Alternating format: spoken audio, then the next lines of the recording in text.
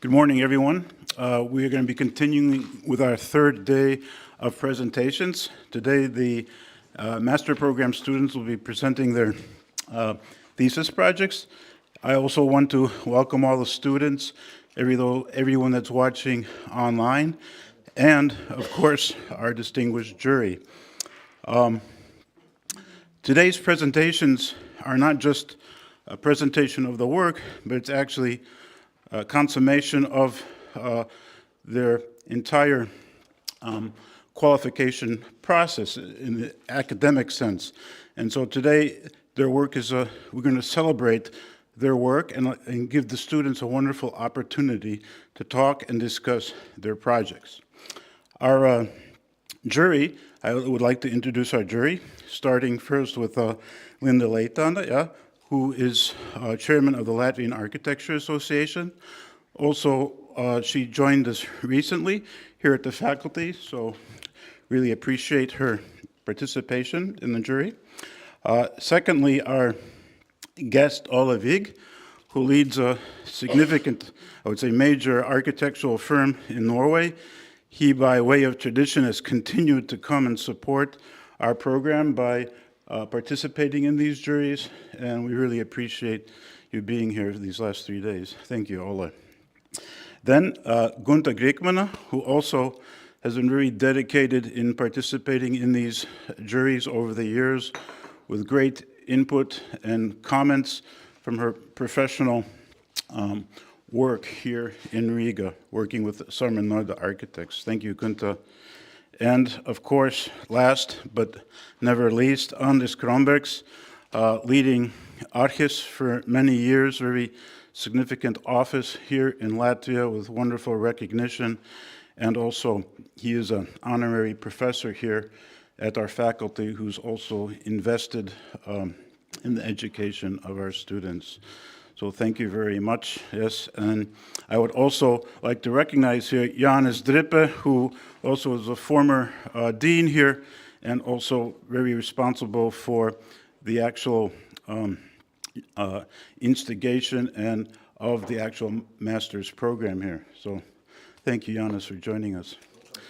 So without further ado, I do want to say, though, we did have one change. Our secretary for the master's students is Ernest today.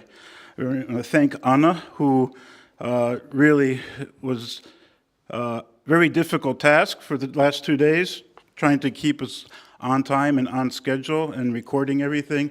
And she has given the baton now to Ernest, and we thank you, Ernest, for joining us. So without further ado, I will ask Evita to come forward, please.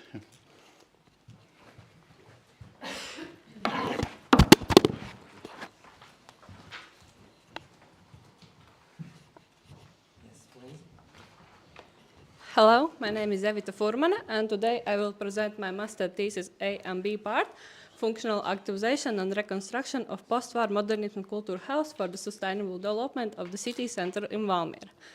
My scientist supervisor is Dina Suhanova. Okay. For my part, I have literature research of the cultural centers and also case studies of Baltic states and Valmiera Cultural Center to the time and in existing situation, and then design strategy for Valmiera Cultural Center, where then I use this design strategy for my part B, as you can see more in the booklet. And Valmiera is located 108 kilometers from Riga. There you can see Valmiera city borders. And the Valmiera Cultural Center is located in the city center, in the main park in the city. As we can see, the building itself in the white color, and this is the view from the facade, from cafe side, and from the main shopping center, we cannot even see the culture center. And going through the Valmiera Cultural Center through the time, I have researched that at the beginning it was Valmiera Cultural House in 1964, it was open, but through the time it has changed the name Valmiera Cultural Center, but as the functionality side, it has been still left as Culture House because there haven't been any renovations. And that's why my problem is nowadays buildings during the Soviet era face functional challenge on the planning and architectural side. And that's why they face many functionality problems from requirements and functions and demands. And Soviet era buildings cannot give facilities technical parameters what is needed today. And mostly in renovation attempts, Soviet era architecture losing its value. And that's why my task set is overview of post-modernism public buildings in Baltic states, analysis Valmiera Culture Center, and collect legislative and literature materials, and to end workout design program. And for my methodology, I have used the statistical analysis of the cultural centers, observations of Valmiera Cultural Center to the time and in real life, and also survey of Valmiera residents, and case study of Baltic states, Latvia, Estonia, and Lithuania. And for my case studies, I conducted that mostly in Baltic states we do renovations, or either it's a full renovation or just facade improvement or interior. Only in few cases we're going with the new buildings for the cultural centers. As in the Valmiera case, the building itself in the past, it has been it doesn't show. The entrance actually was on this glazed side of the building, but because the Lenin monument was in the middle of the park, the entrance was actually changed to the front part as it is right now. As we can see, this is existing situation. The cafe side through the time has added more elements which visually degrade the building itself. From the interior space, mostly the space has been closed and it's really dark, and when going inside, it doesn't give you a welcoming feeling.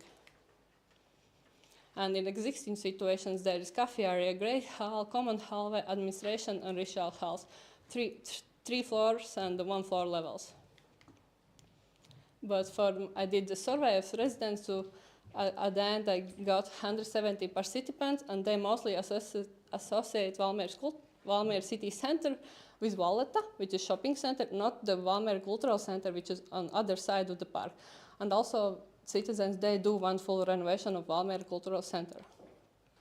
And that's why my research question, how does functional activization of Valmiera cultural center contribute to the city center's sustainable development?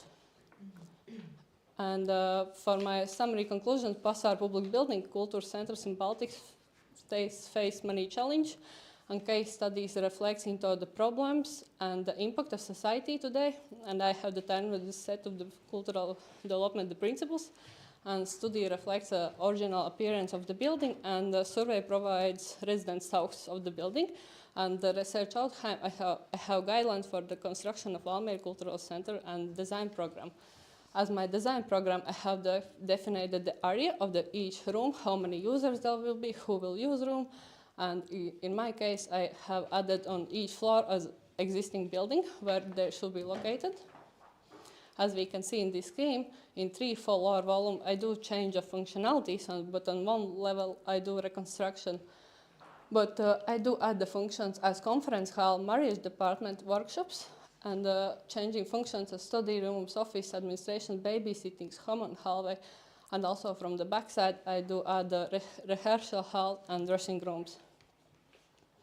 As on the side, I have changed the pathways, adding circle of outdoor activities, adding the benches and lightings, and for the building itself, for the basement, I have artistic space, technical space, but for the ground floor, there's common hallways, cafeteria, artist space, and yeah, great hall.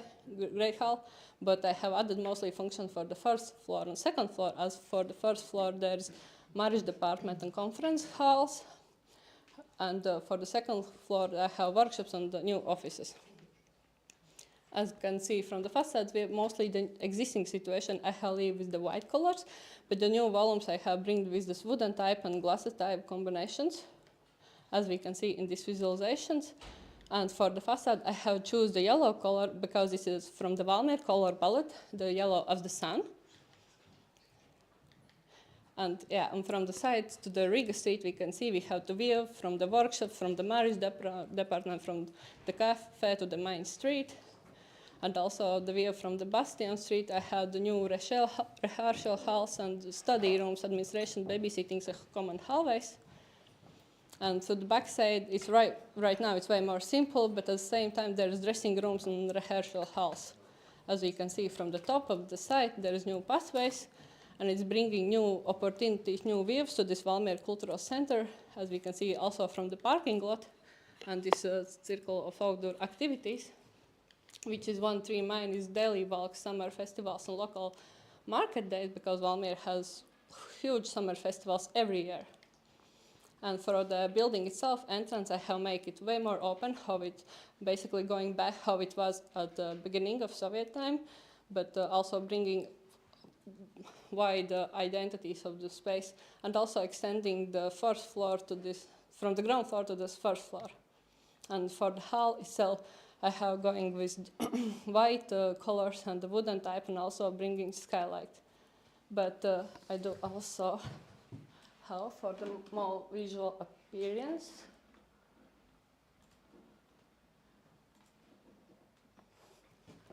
This guy.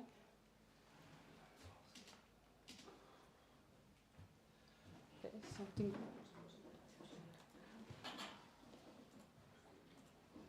Fast open it one more time. Okay, yeah, there we can see the Valmiera Cultural Center is location Latin, it's in the Vidzem region.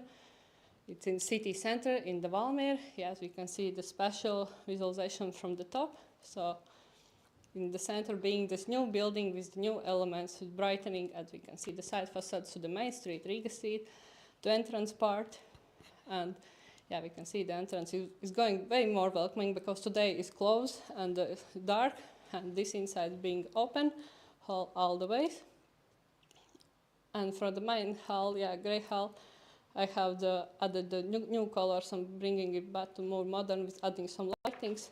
And from the top you can see this circle with the functionalities, and the park adding more benches, more lighting and chairs, as was residents asked for me basically in the survey. And there we can see more facades. So, thank you.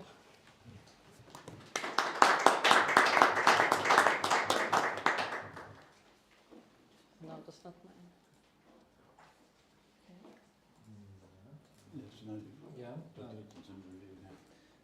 Thank you. So the positive qualities that your reviewer wrote are about the, I think it's about the part B, right? Yes, about the practical part. The originality of the design is relevant and determined. The design is relevant to need to provide the development of culture in Valmiera. Very nice. And so the imperfections is just one. The building is example of Soviet modernism. You have respected this style. And the question he wrote. Yeah, for the part B, yeah? Yes. Okay, for the part B, if the client would want to go with this style, as we can see in the modern artist, I will say in Valmiera case, this style doesn't go together with the Valmiera image, because Valmiera, it doesn't go so many colors in one example, in one building, maybe just one color, but adding different styles. In my opinion, I think we kind of need to include in this design, when we want to change something drastical change in the city center, also survey of the residents, because European demanding that in the future we include more residents of the city about designs of the building. Okay, for the A. Thank you. And please now the. And okay, and for the A part, then I can. Okay, yeah. Okay, Go on. and for A part was the attitude of Valmiera municipality to my effort. Is that the municipality through this process that all the time was being like, oh, okay, how's going your project? We want to include something. That's why there was also coming in the marriage department. That was the idea from their side, that they are very welcoming, looking forward to it, because in the next years, Valmiera city has given 1.8 million for this reconstruction project. So it's gonna be, and they kind of waiting for my design ideas. Thank you. So now the questions of jury, please. Please, Ole. Well, thank you very much. You didn't have many minutes, and you did a lot in a few minutes. Thank you. We tried to follow you as best as we could. Now, I've got a couple of questions. first of all, you talk about what did the municipality feel about it, and also you mentioned that the local residents had some thoughts. Now, how did you bring them into the discussion of your design, or were they just trying to lay down the program? How were the residents' voice being heard in your design? Okay. In my design, I have included these resident thoughts exactly of the parks, where they want new benches, they want lighting, and they want to activities more in this park. And they're also saying that, yeah, then they don't see the cultural center, the building itself, in an existing situation. And also I have included that they want to these babysitting rooms, because many parents have written down they want to go to this event, but they need to close a place where they can bring their kids. And they do want workshops in the city centers. Also the elderly people, they did write down that they want to knitting, they want to learn something. And that's why overall the building design is concluded together with theirs from the survey and from the research.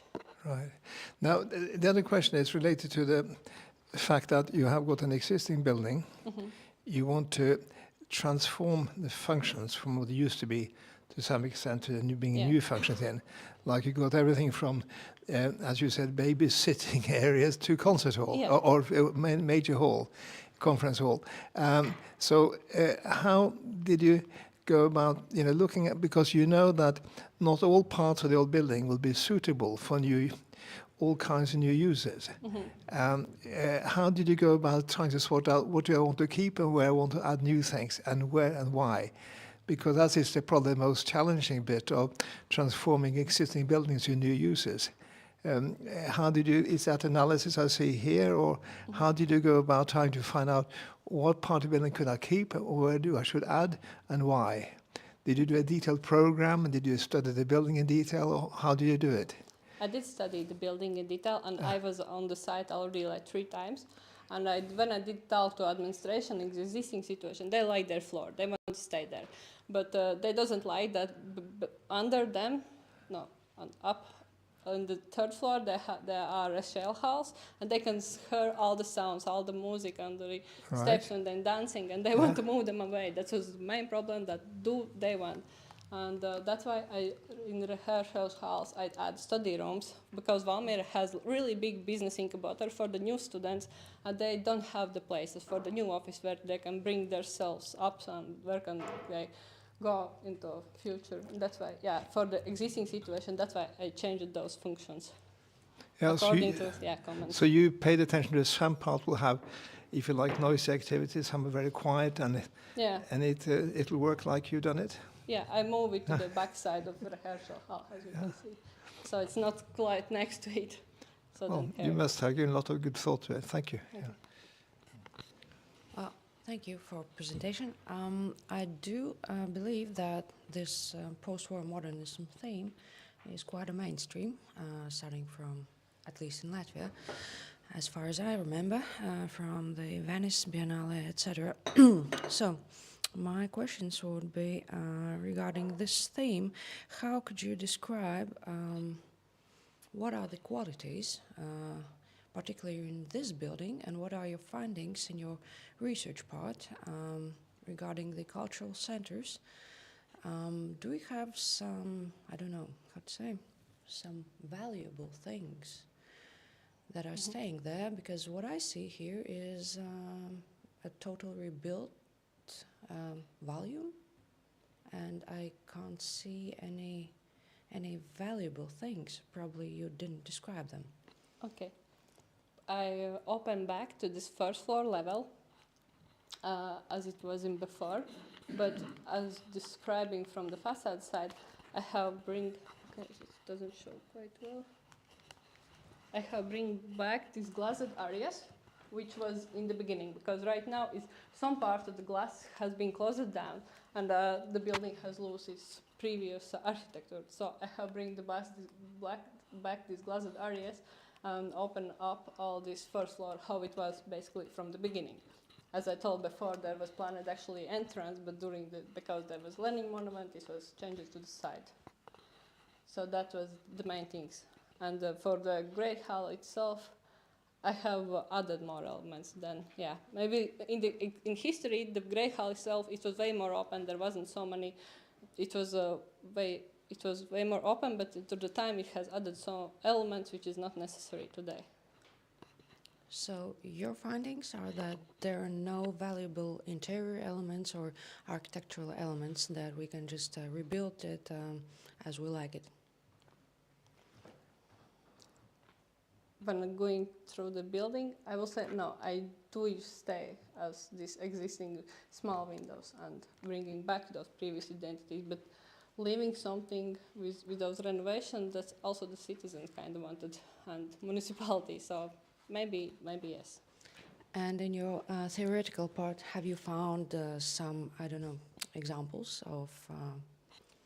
Yeah, I have case studies of, okay, let's go back, of the Baltic states, of the different examples, and yeah, usually in Baltic states, as I mentioned, we do reconstruction of improving buildings, or, because mostly in Latvia, we don't go with full renovation projects.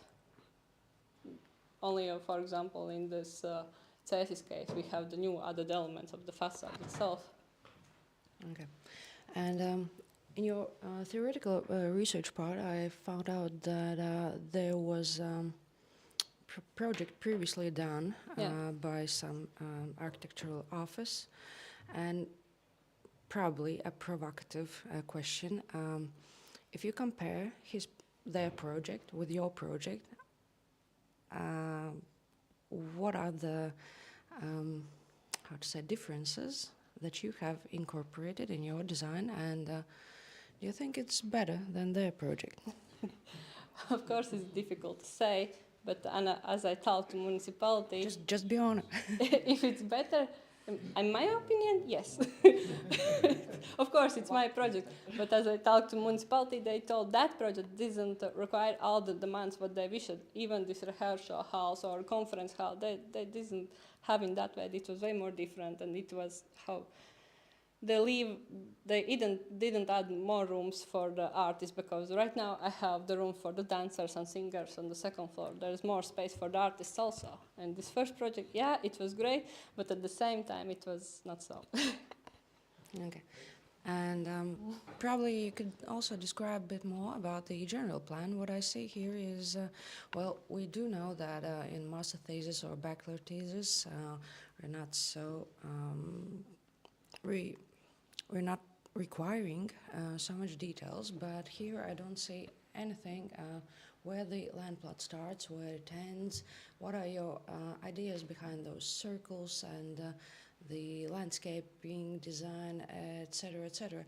Since you have put many functions inside of the building, well, what about the car parks? What about every other landscape element? Probably you could describe a bit more. Mm-hmm.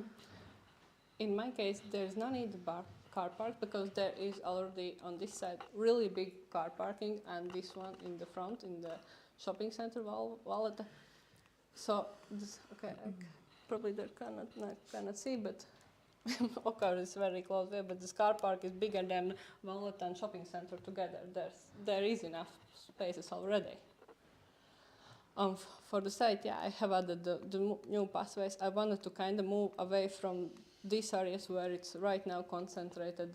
There's Christmas tree on the Christmas event, so I have added the new Christmas tree in the kind of in front of the building. So changing this pathway, moving away from this learning time design, what has been mostly through the time all the same. So moving all things forward to the cultural center, because right now when it's going the ongoing markets, the markets always is on the pathway of those existing pathways, but there is not enough space. So I made it bigger and more space for all the functions. So what we see in the landscaping, that's all your design? Yeah.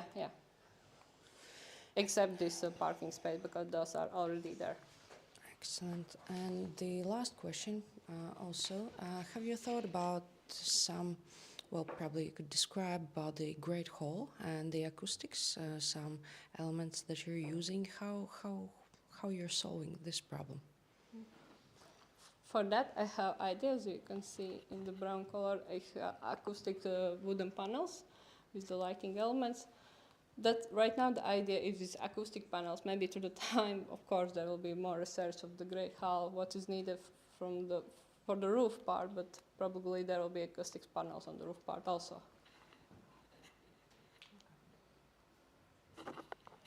Thank you. Thank you for very realistic and good program. Good research, and as a planning itself, it's fine. I have a question about the general plan and the first floor layout.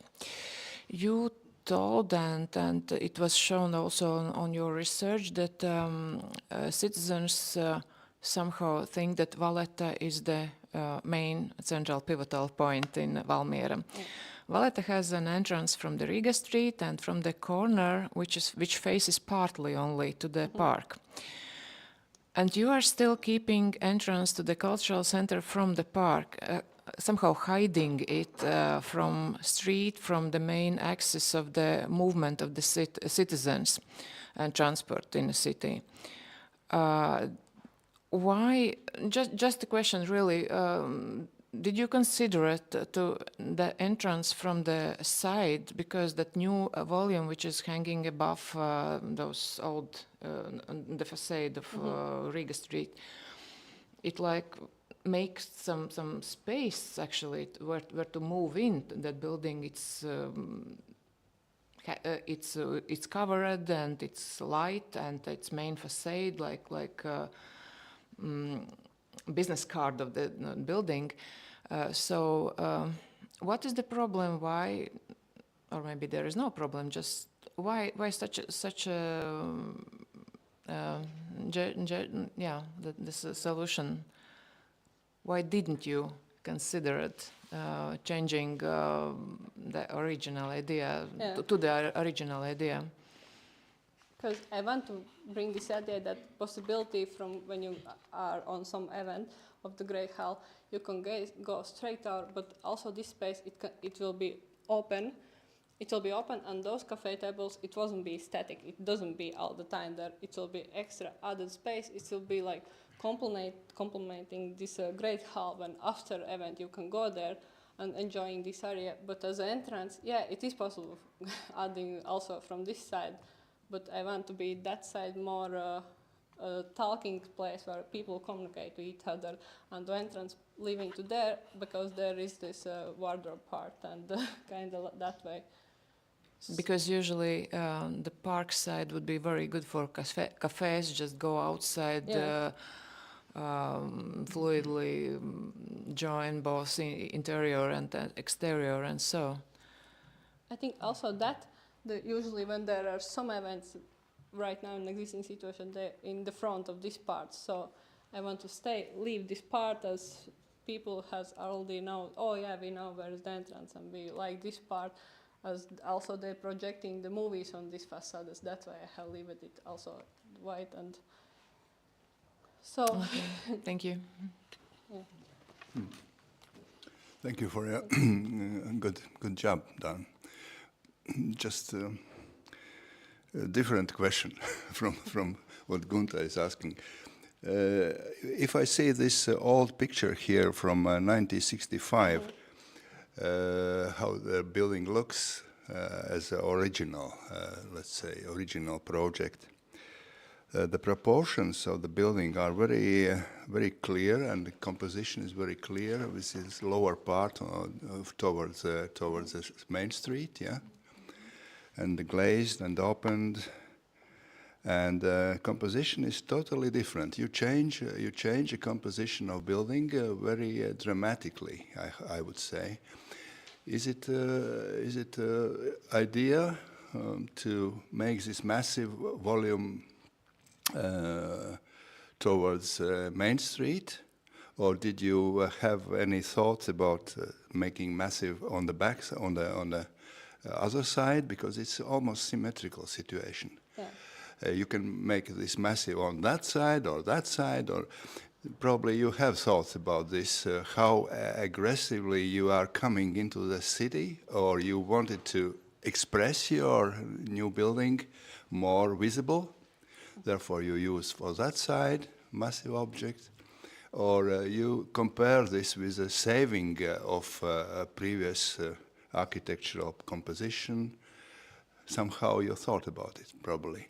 Can you explain a little bit about that? I have thought about it, but the problem is that this Bastion Street is very close, and if I add the elements under the Bastion Street, it will be like the tunnel, and this street is where citizens going all the time to this parking lot, and if I add this new elements on the second floor of that part, it will be like the tunnel, and it's giving like dark emotions. So I kind of doesn't want to go on that side because it will be too dark and too Narrow. yeah, too narrow. But about the proportions on the street side, on the main street side, this is a little bit different house, yes, different building from comparing with previous composition. This is okay. It's no problem from your side. Yeah. Yeah. Yeah. Making new volumes and new functionalities. Okay. Thank you. I'm not against. I'm just asking why you were choosing this way to be more and more aggressive in the city, let's say, feeling, because it's it's comparable small city with a small scale, more or less, except this how you call this shopping center, big one. Yeah. Wallets. Wallet, or how you say. This is a big, like an elephant sitting in the park, and you also try to compare somehow this new volume with, because previously this is very small and calm volume. Now you are making it more visible, more aggressive. Yeah. Adding This more is idea, functions as it is needed for the new cultural centers today. I had just one small additional question. When I see the previous building, have you found out, probably, I don't know, in your research, is it a typical building? Well, we do know from the Soviet period time, there were some typical buildings for schools, for kindergartens, and is it a kind of example, or was it a total brand new design? It's kind of an example. I haven't found in Latvia. I going through this all the cultural centers. It's unique design for the cultural center. Of course, the plan in all cultural houses, I will say, is more or less similar, but in this case, it's new design. Thank you, Evita. Thank you for your presentation. Thank you for the thorough research and what you said, over 100 cultural centers you looked at, or well, in your research, how many? In the case studies, I had 22. In the case studies, 22, and Yeah. and the local ones that you looked at? Like overall going through. Yeah, through Latvia, yeah. Yeah, I just check it and choose which is the best, which is because mostly of them are very similar, and if I choose all of them, the parameters will be the same, the areas will be the same, so I choose the best with unique cases. Yeah, and then just a comment. I was listening to these questions. I was wondering myself about an intervention on an existing condition. I understand the logic and why, and I actually believe that this volume and the fact that you made use of the cantilever allows us to read the former existing condition architecturally. Also, the fenestration that you use on the facade helps identify those two different conditions, the older condition and your intervention. So I personally think it works, and even the idea of using the cantilever helps actually express or identify the previous condition, and that you brought these windows back. And in one sense, this facade that faces the park, you've left it in its actually original module, and I think that was a good decision, even bringing back those small windows that were all covered up. And then I'm thinking about the space, Gunta's question about the space for gathering or events being into the park, I think that also works, because there's actually no space along the street to have a gathering place. It's very it's not as narrow as the other side, but it's not enough to be able to have any functions that the cultural center administration or cultural events to occur. So I actually think that the connection with the park and the building works. So thank you very much. Thank you. Great.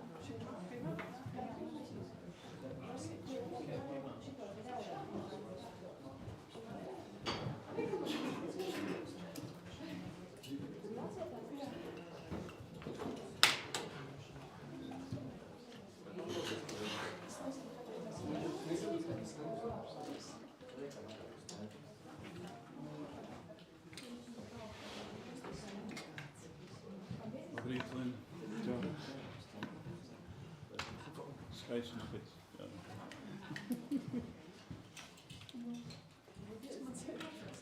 What? Protams.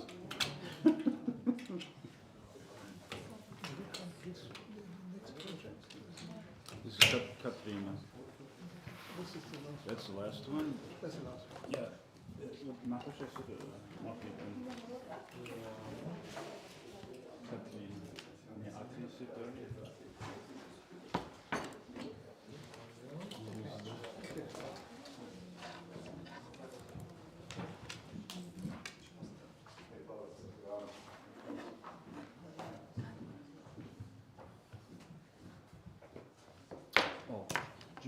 They have 10 minutes for presentations. We have 20 minutes for comments, including their response. So, like 4 to 5 minutes apiece. Okay, so that we can. Today's not as critical. We only have 7 presentations, but just so that we can stay on. The first one was so fast. Yeah, she's very fast. Yeah, I know. Too fast. Catch was Yeah, talking too quick. Yeah. Yeah, she was a bit nervous.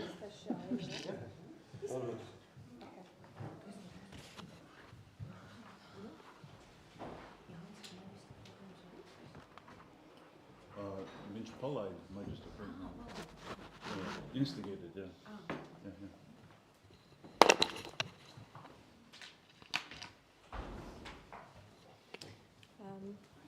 Can I start? Yes, please. Katrina.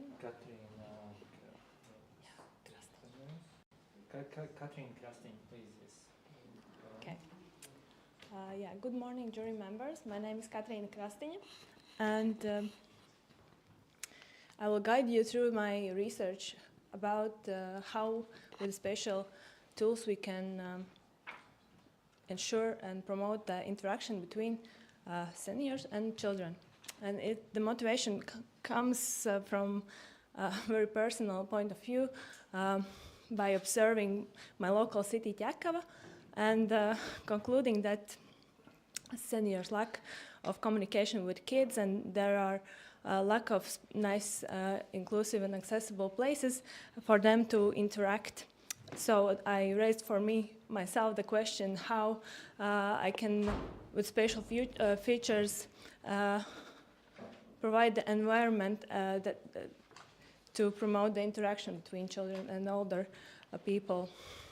And I try to understand the context in 3 different scales: local, regional, and global, concluding that it is a more crucial problem than I thought it was at the beginning.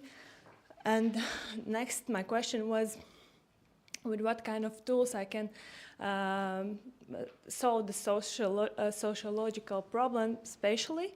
And I came to the intergenerational contact zone concept, which means that the spatial futures and the design is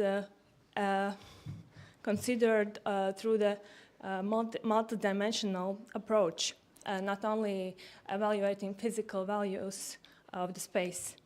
And then I filled the gap missing in the concept that there was lack of specific solutions for designers how to use this concept as practical design tool.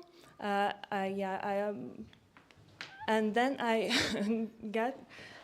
gathered all the information from practical research in intergenerational contact zone concept toolbox, where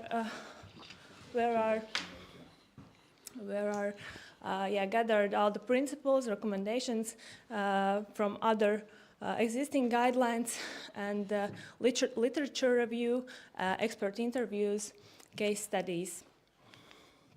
And then also the toolbox includes methodology for how I can apply ICZ concept for a specific place or city or site. And in my case, I applied it to the Ķekava city, which is in suburban area of the Riga. And doing the spatial research of the Ķekava, applying the ICZ concept, I did also the focus group meetings, which helped me also to understand how they see the interaction from the user perspective, what kind of linkages would like to have seniors and children, and in what way they want to interact. And this is how I get to the intergenerational public space, my prototype, where I designed the site using all the time the ICZ toolbox principles, not all of them, but yes, some that was for the specific site more appropriate. And the site is located, here is the Bauskas A7 chaussee, and it is in the heart of the Ķekava and it can be as a known and attractive place also not only for locals. And the building and the pavilion is located in the crossing points of the main axis, and the most important fact is that functions of around the site is educational facilities, and what means that children are there, and it is crucial to create that environment to make the creative space to where they can spend the free time after school also.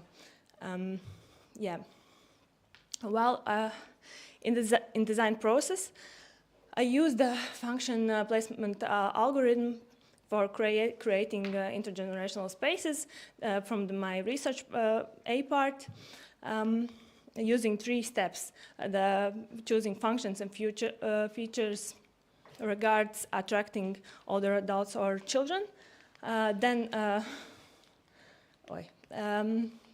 Second step, the defining possible linkage. Is it can be functional, physical, or visual. then creating intergenerational spaces that ensure all the needed connections and linkages, ensuring and promoting the interaction. And analyzing the site from the ICZ design toolbox principle perspective, I used all of the dimensions in each place. It can be different dimensions. Creating like senior exercise area and the children playground and senior exercise area, and pavilion surrounded the central square. Here are the learning garden, where children also can go from the schools and do the classes. Here are the public square, more linked with the multi-service center buildings. And here are the bicycle and pedestrian path, which actually now this street is accessible also for the cars, but in my project I close the street for the cars and make it only as a pedestrian street. The concept behind the building is inspired from the local patterns of the intergenerational interaction in the local garden area, where seniors still like to have gardens and do the gardening. And there are, in some gardens, a small tree houses for the children. And this is why I created this kind of building volumes, and the building concept from the functional perspective is linking the three main functional blocks: the art school, library, and arts and crafts facilities for older adults, and creating three entrance points. Because my building is in a so-called campus-like situation, because all the other surrounded buildings are very close, and to create building without no back facade feeling, I created three entrances, which one is from the youth center and existing primary school from this side. One is from this side, and here from the public square side. And the overhang is made to formed depending the indoor functions and also outdoor connection possibilities being next to the building. And in the ground floor plan, I can, it can be, it is very open in the middle, like central public gathering space, surrounded by the classrooms, library area, and I try to do all of the classes with the glass windows to ensure the visual interaction and also physical interaction. And also in the first floor plan, there are more functions meant to the children, as it was in my concept about the tree houses that the children are living in second floor, in first floor. And this is how I imagine the feeling around the house, where there are kids playing and maybe some older people do the gardening, and they are spending time together and learning from each other. Getting to the interior, the inspiration for the interior element, the central atrium is the trees where children can climb up. There are slabs in different levels, so the eye level are changing, and sometimes children are at the same level with the older adults, and this is how the interaction can be managed more interesting for them and creating like specific feelings. Yeah, the construction, building constructions are from load-bearing structures, CLT self-bearing walls, and the columns and CLT beams. The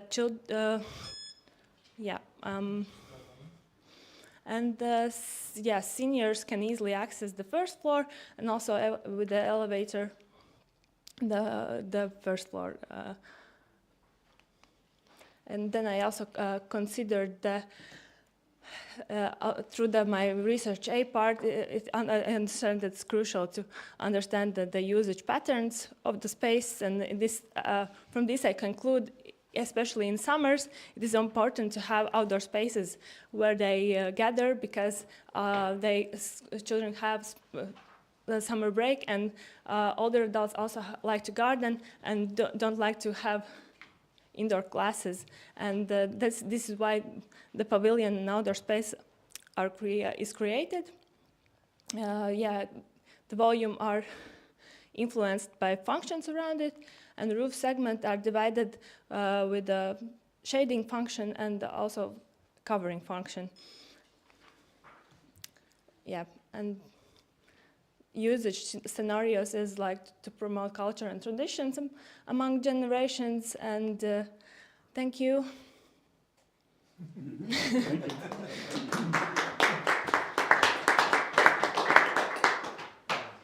Thank you, Catherine Krasting. So the master thesis reviewer is architect special planner Mark Geltov, and so the positive qualities of the thesis he writes is the author highlights an aspect of integrational interaction by analyzing a specific theoretical approach, the so-called integrational contact zone concept. The author elaborates the ICZ concept into a design tool to promote functional, visual, and physical interaction between generations. So it is about the theoretical part. So the disadvantages and imperfections of the thesis. In the case study Ķekava, page 36, the author outlines the urban structure, quote from the thesis. The urban layout is characterized by three distinct functional centers: a dynamic trade and service hub, an education and culture center, and an administration center strategically situated in Ķekava Park, end of quote. This analysis is poor, as the author doesn't even see the potential for integrational interaction in other sub-centers, like the commercial hub, the historical sub-center with the church and tautasnams, and the administrative center. Since Rigas iela is downgraded to a P road, urban intervention are wishable to connect the church again with the rest of the city, and to create a pedestrian bike friendly shopping boulevard, like linking shops and services and connecting them with pedestrian bike roads direction the densest residential zones. Yes. And the reviewer's question. The author has concentrated so much energy in exploring and trying to implement this theoretical ICZ framework considering the fact that it excludes broader scope of integrational interaction and considering the complexity when implementing it, what is almost impossible for a single architect? The question is, was it worth doing it, and shouldn't not have been more fruitful to select and to design solutions for the many areas, locations in Ķekava where integrational interaction is wishable? Thank you. Yes, I can answer. First, very short. It was worth it. For my personal perspective, definitely, because I'm living here for all of my life in this cubicle, in this house apartment, and this is a very personal project for me. And also, I know all the Ķekava city context and all those administrative center and cultural and industrial, and I think this site is the most appropriate and suitable for this kind of functional addition for it, to create like a heart of the city, and this is why this is the educational focus point, but it also yeah, probably and it should be considered some of the places like even the bus stop can be created as an ICZ, like creating, I don't know, the chess table somewhere near, and then of course it is possible to put some other focus points in other areas, but my aim for this research and the design part was to create like a heart in the city with a social fulfilling function, and it is not monofunctional. It is environment that is created for children and older people, but if it's created like that, it is suitable and very nice for every other user. Thank you. So the reviewer of the part B, also Mark Geldov. So the positive qualities, one can discuss certain choices of the author, like providing 3 entrances, the location of the library in the south, the location of the cafe, but following her choice, the author shows an intelligent approach and an innovative and creative design of the building, as well of certain outdoor elements like the learning garden and the multifunctional square. So the disadvantages of and the imperfections of the part B, about accessibility. So one can discuss the location of the main entrance, and maybe I will not read all the disadvantages of accessibility, but maybe you can comment on that. About the accessibility, But yeah. the question, yes, the question. there is no question of the part B. Yes, that's why I didn't include it also in presentation, but yeah. Yes, I also said about the 3 entrances because I wanted to create a building that there are no back facade, but of course there can be one more popular and more attractive than other 2, or and also we can discuss about the location of the cafe zone. Maybe we can move it here and make a terrace. Of course it is an option, and this kind of place and entrance create attractive zone near to learning garden, where as a meeting point, and every entrance can be as a meeting point, and so you don't have to go around all of the building to enter entrance, because it is crucial for the older people. Then you can access as in short distance as possible, and yeah, especially when it's winter and it's slippery and so on and so on. And that's why also the overhang helps, because under the overhang you can access all the three entrances without like yeah, without slippery zones. Let's say that. Yeah. Thank you. Please, Ole. I like your topic very much. I think you've done a very good job. I'd like to start off with that. Now, and I also, I don't support the question we had on the screen from the reviewer, that you should spread it around the city.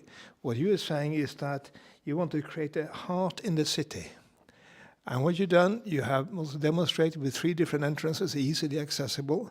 So I agree with you, more than with you than the reviewer. Thank you. Now, having said that, I'm also very impressed with the way your theoretical part, and even that you created this contact zone toolbox. I think it's quite interesting exercise. But then my main question is, I understand you want to have the old people with the new people, and this is easy to understand within your organization of the building in terms of library, cafe, etc., all that, 3 entrances. But I'm just wondering, but you're also saying that you wanted to create a sense of indoor space, outdoors. Now, I'm just wondering what you do on a day like today, or in March, or April, or May.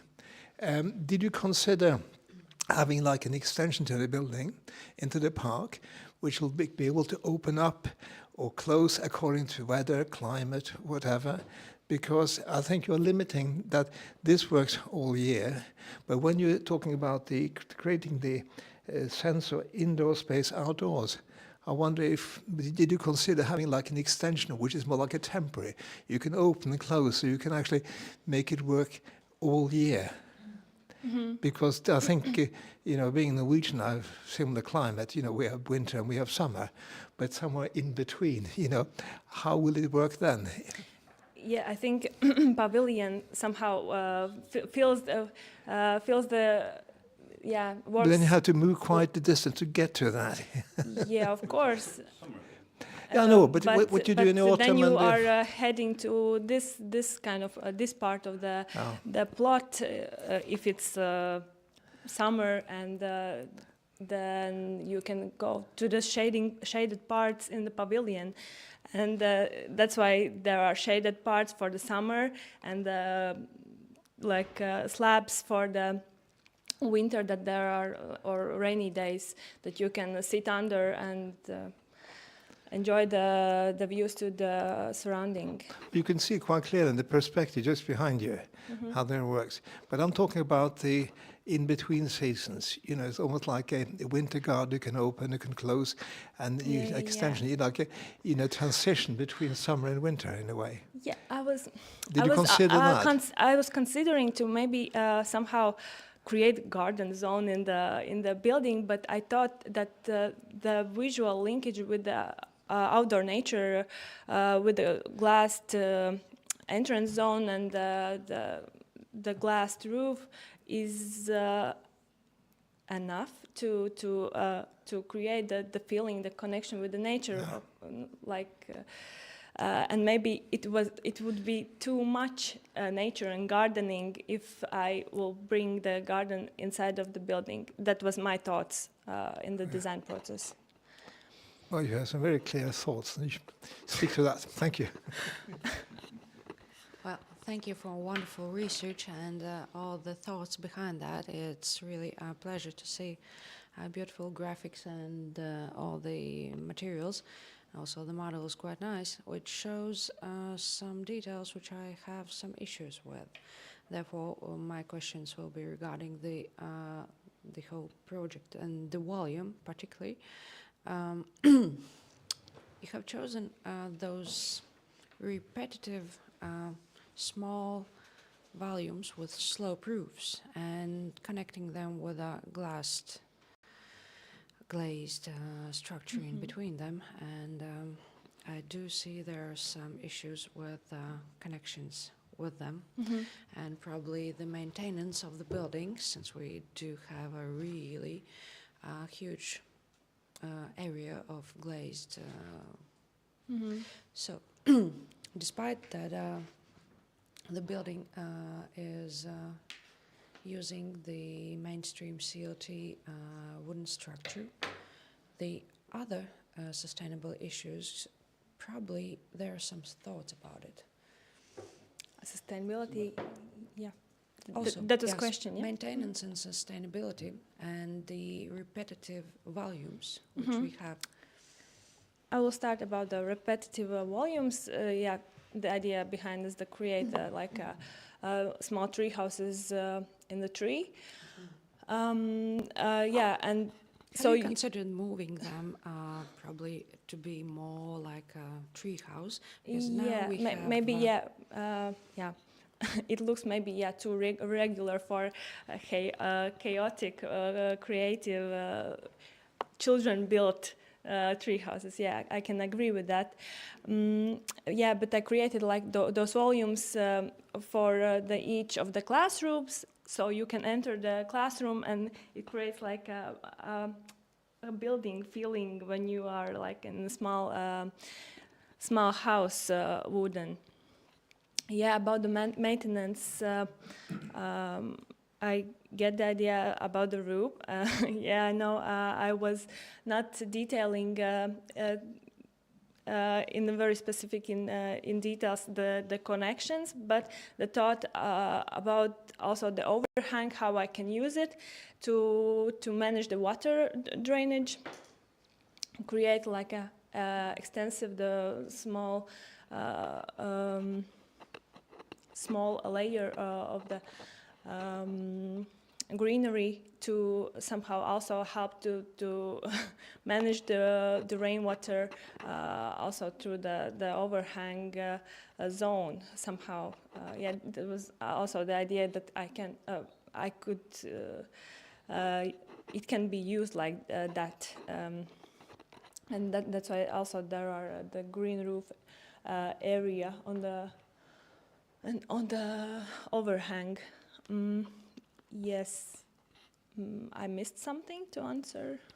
No, it's just fine. I was just wondering. And I do agree with previous comments about the general plan, probably some extensions and probably some other options how to fill up the green spaces, maybe creating some bigger square as a stage or something could be nice, but in general it's quite nice design. Thank you. Thank you. Thank you very much for really great job done in the research part. This is something you have to, let's say, I don't know, make some web page or something like that and distribute to every municipality, I would say. Yeah. And actually the only question I have about, and that's maybe more about the part A, and that's even not a question, you already something answered. What could be tools if we are taking principles from this, which I understand, maybe there should be some also particular tools, some practical advices. What is it? One is, of course, to build a building. But the second is, as you said, that bus stop hook, what can be also the ICZ. And just to put the chess table or something like that, maybe.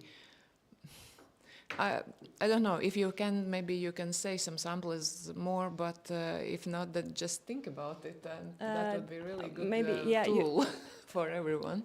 That is not only the building you meant, some... Those small things, as I understand, as you said already previously answering the question, Yes. so yeah.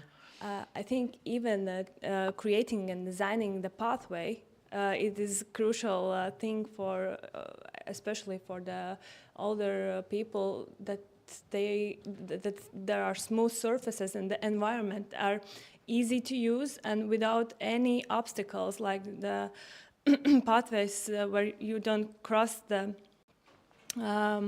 some levels or so on.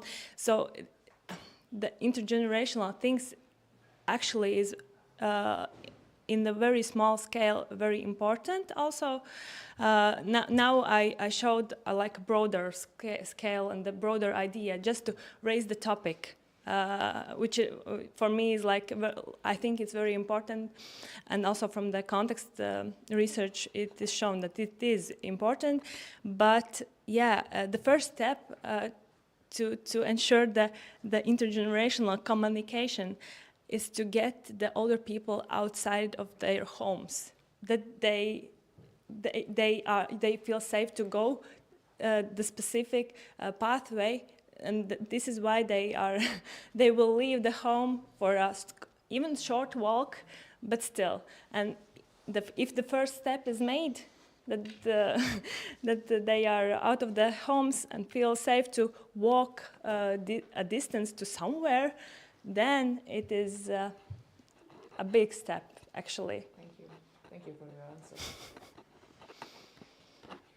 Katrina, I was very positively surprised about your job, very, very much positively, because it's on the one hand, it's of course very important nowadays because the world is coming older, and there are a lot of old people are walking around and doing, yes, unfortunately. and this topic is very, very, very important to think about it. And you have so deep and wide thinking about that was surprised me very much, because it's on the border between something which is design of these social things and architecture, and this is very, very difficult task, and you get very deep in that, and thank you very much for this project. It's very, very nice from my perspective. Thank you. Yeah, Kathleen, thank you. Just some closing comments. I really appreciate the project, the work, just watching you work on this project during your master's studies here, and this toolkit, or that you should get an ISBN number with the library and publish it, because it's wonderful, and it's a huge amount of work that was done. We didn't even ask for that, but you did it, and you should be very proud of what you've done here, and confident and at peace with what you've done here, because it's really a wonderful investment of your time, and demonstrates your abilities, the qualities, and the sensibility and sensitivity, which is key to being an architect. And just wanted to ask you, talk a little bit about your initial, just for the sake of the jury, because we were more involved with the project, Yes. about the original orchard and the canopy idea, and how that gave some initial inspiration. So I think that's a wonderful little also story the there. historical aspect of Yeah, the site. just briefly, because I think it's just out of interest, Yeah. because it's all intertwined underneath all of this, particularly the atrium space that you're creating here and this canopy effect, and just I think it's an important thing to say. Yeah, this is the inspiration for the project. Also, the historical function of the plot, because before the primary school here was built, here were a big apple orchard, and also the part of this site.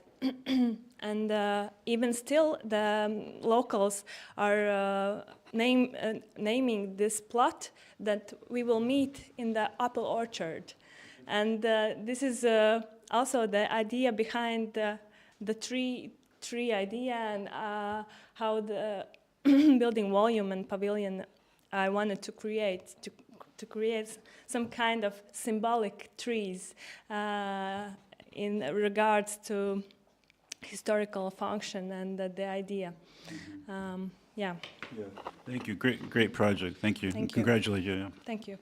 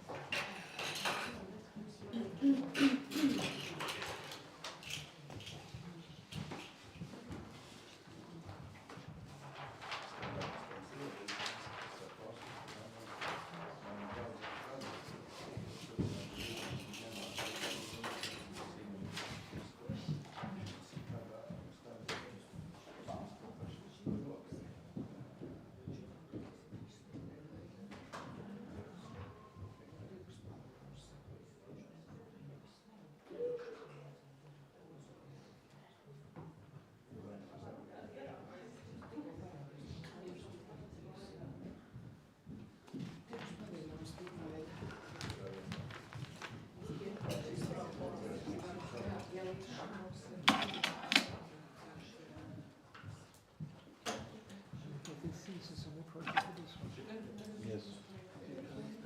Oh,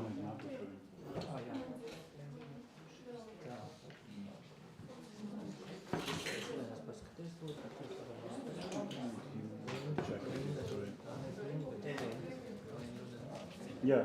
Yeah, yeah, Eileen, yeah, yeah.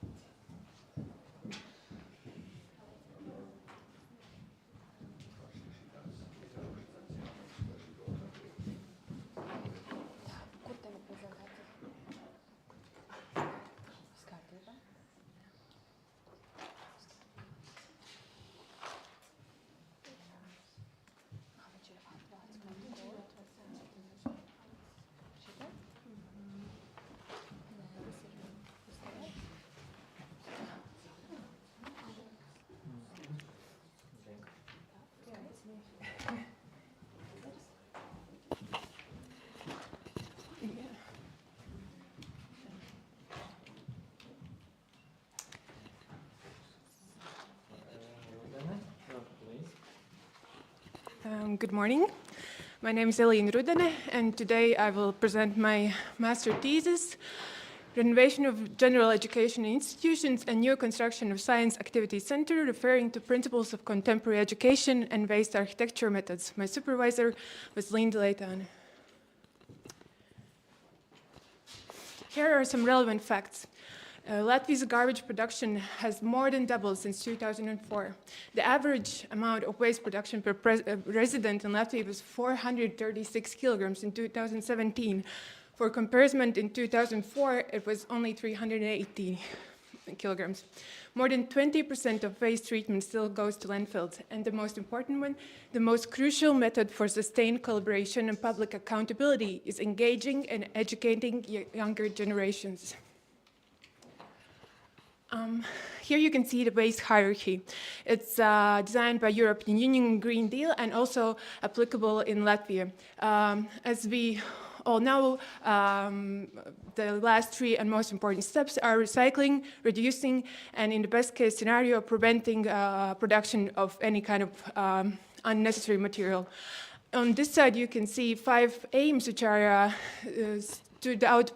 made out by Latvian government, and as you can see, the first ones and most of them are by increasing tax, but the last one, which to me seems the most important one, is to implement measures to change the consumer's behavior, so to educate the people. Another, sorry. I really will use that one, maybe. I'm kind of a routine person, sorry. Okay.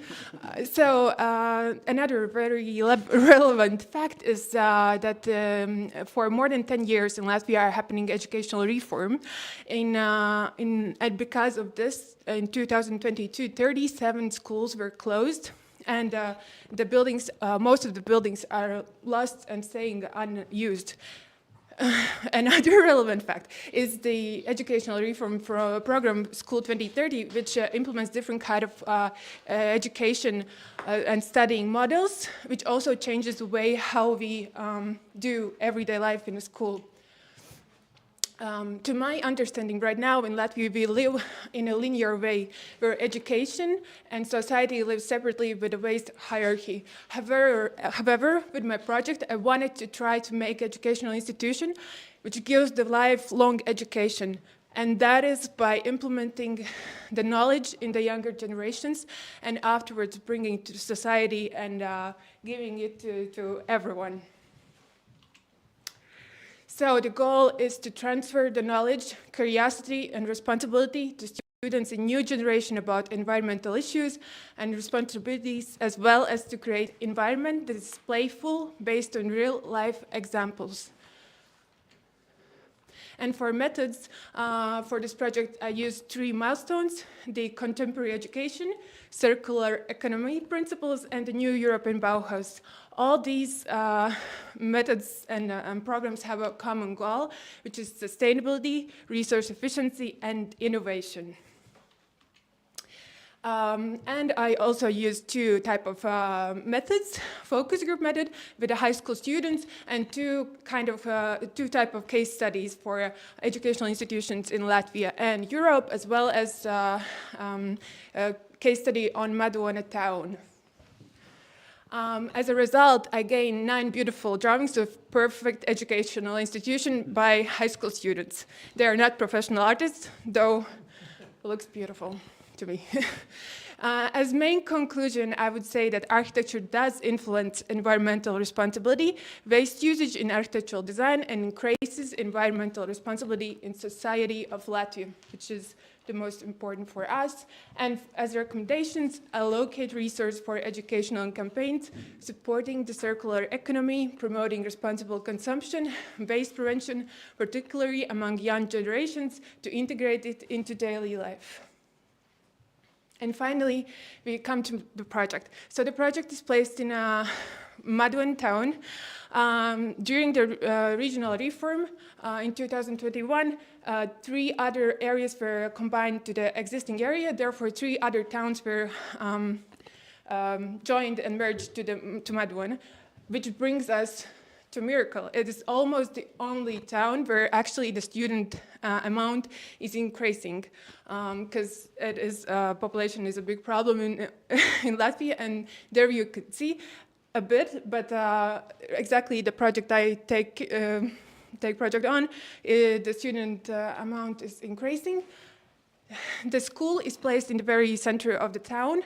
Originally, the original building is built in 2012-26, and it is second high school in Latvia, especially built as a high school building. But in my case, here you can see the actual survey buildings. In 2023, they finished the renovation of the existing building, and these are the results. Therefore, I decided to create a new type of high school. High school which speaks about the nature and combines our values of starting point at the beginning and combines it with the actual knowledge of our new life, technology, educational reform. And here you can see the master plan, where I create a new science and activity center, which includes everything which existing building high school doesn't. In the project, I mostly concentrate on a new building. However, the existing building also was modernized. Here you can see the main plans, floor plans. I will rush forward. They're not that exciting. And here you can see the visualization of the activity and science center. So the task was to create a place where actually happens the things which doesn't happen in high school. In a normal high school, right now students are studying eco classes and different kind of knowledge, which is made up and pushed in the usual classroom. So I created the center where actually the classes are made as the main thing for our new generations. And here you can see the floor plans. The first floor plan, you enter and you see the nature. The nature is shown through botanical garden, which is as a symbol, like an altar to the building and to the student. Afterwards, you follow through the workshops workshops which are in logical order. You start with wood, afterwards paper and plastic, then metal, and then robotics. In the second floor, you again have a common area with relaxation and open office possibilities. And then you have a science library, eco class, a science class, and a laboratory. And here you can see this altar, which I imagine when you enter the building. And almost in the end, the most important factor which I wanted to stress out in this case is this eco and environmental issue fact, which in this case, as a symbol, I showed through this recycled plastic panel, which goes throughout all projects, the existing building and the new one. The bright color symbolizes the fact that we need to talk about it, we need to think about it, and it brings the interest for kids to come to the school. But when you actually go inside and you feel the natural material of wood and you see that these beautiful patterns doesn't feel like the nature, you can appreciate it, what you have. And this is me next to the existing building where I studied in the first grade for 1 year. Thank you.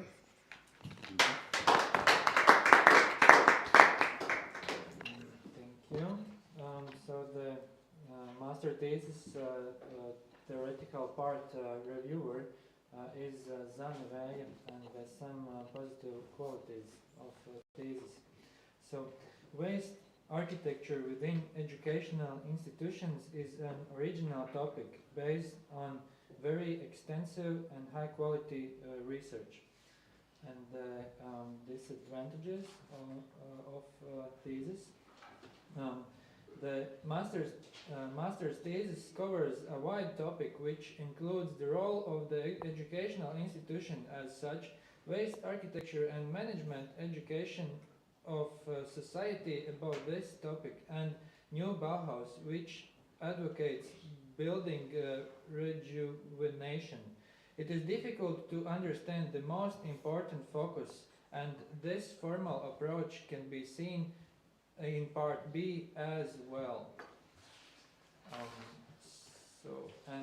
About the master thesis practical part, reviewer is also Zana Vēja, and the positive qualities of the thesis. The graphic presentation of the work and the qualities of the drawings are at a very high level. An excellent approach to an innovative waste architecture design solution integrated into the facade of buildings could even be used more creatively and widely. The disadvantages and imperfections of the thesis.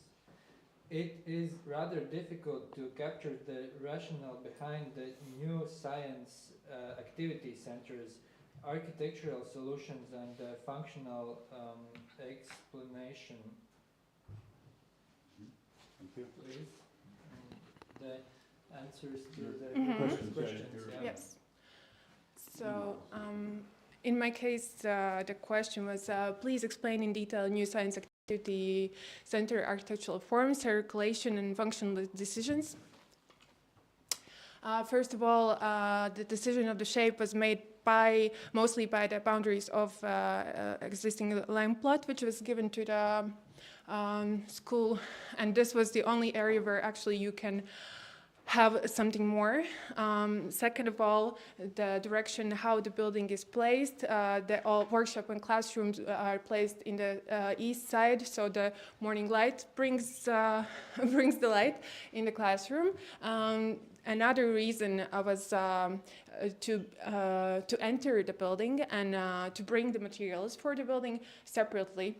So here is an existing road, which would also lead to the building, and it would be possible for public to enter the building separately without entering the high school area. But about plan of the building, I take in consideration the Madoon's high school amount of students, which was 4 classes at the time, and there was 25 students, and I was calculating by measurements, by square meterage and ventilation values, the approximate areas of the rooms. Also, the workshops are placed in a way that you can work safely. They are inspired by actual workshops for wood, for metal, so it's taken into consideration that you are being safe in order. I hope that answers the question. Thank you. And so, the questions from the jury. Ole, please. I think it's a very interesting topic. I didn't realize that there were 37 schools that are closed. That's a lot. So you're taking on a very important issue here. I think that's very interesting and very important for Latvia. Now, I would also support the reviewer's remark that it was great graphics, very Indian. I think especially, the section you had was beautiful. The way I understand your scheme is that the existing building will carry on like it is with very few alterations. You're adding a few, if you like, some screens or something to it. So there is like a relationship between the existing and the new. But you decided to create a new part of the building, separate, but still connected. Mm-hmm. Is that right? Yeah. And I think this is, I think the way you've done it, you created an interesting new building, and you get the beautiful surrounding, like a small courtyard, which again opens up towards the existing building. I think this is a good example of what you call waste architecture. It's never come across that term before, but it's interesting. But I'm just wondering, so on the whole, I think you've done a very good job. I'm just wondering about one thing. Is if you look at the color here, it's like the air Baltic color, is it? Sure. but not only that, but you have using then recycled plastics. Now you are talking about the nature and the closeness to the nature and the greenery around it, your experience. But do you really think it's? I mean, although it's recycled plastics, do you think it gives the right kind of image for the schools to have kind of this colored plastics which kind of dominate the visual image? Thank you for the question. I would say actually that first of all, these plastic panels are actually produced. They are not made specifically for the project. They're used as panels for industrial environment. Okay. Here you can see the real size panel. And also in the project, I didn't stress it, but there is also plastic boxes, which are also generally just generated in the world. So I don't produce more plastic. I actually put the one which we have and use it in a way that it makes you think about it. And as I mentioned before, the idea behind this color is to bring you attention, and then you go and then you understand when you see in close spectrum this plastic, obviously, or you touch it, obviously you, especially architects, you touch it and you feel that it's plastic. But if next to it there is a lot of wood, and wood is also used because Madoon town is one of the most forest-full regions in Latvia, you can see the difference and you can see the quality. So through the symbol, we can also give a knowledge to the younger generations that not everything that looks beautiful from apart is actually the true value, Okay, that's a good answer. Could you go back to your beautiful section, Joanna? Sorry, it's going to be... Well, even that. Yeah.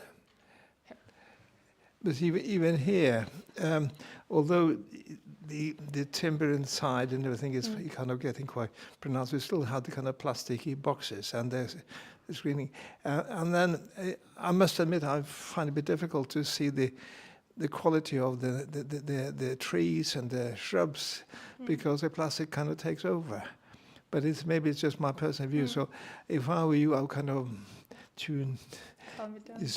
Although I understand it's the plastic is there, you're not creating a new, but it's I think there might be other ways of or getting in using materials, especially since you've got such a very strong focus on the greenery.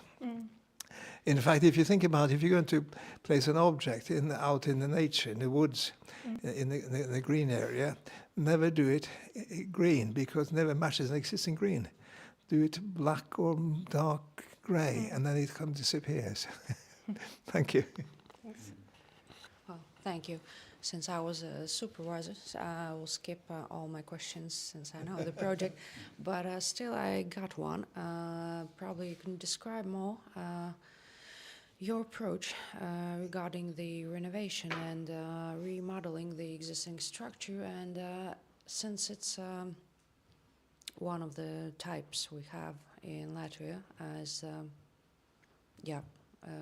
as a school, can we have this approach to other buildings, and what are the main principles? Probably you just skipped them over. Yes.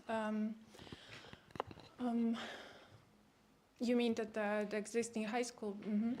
The existing high school is very typical planning of Soviet Union type of buildings. You know, long hallways and a lot of classrooms, a lot of cabinets, office areas. So what I did actually, and I didn't manage to introduce that, was I actually made some changes in a second.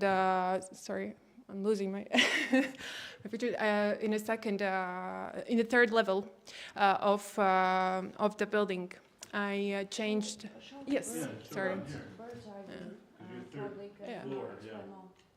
It will be here. Yeah.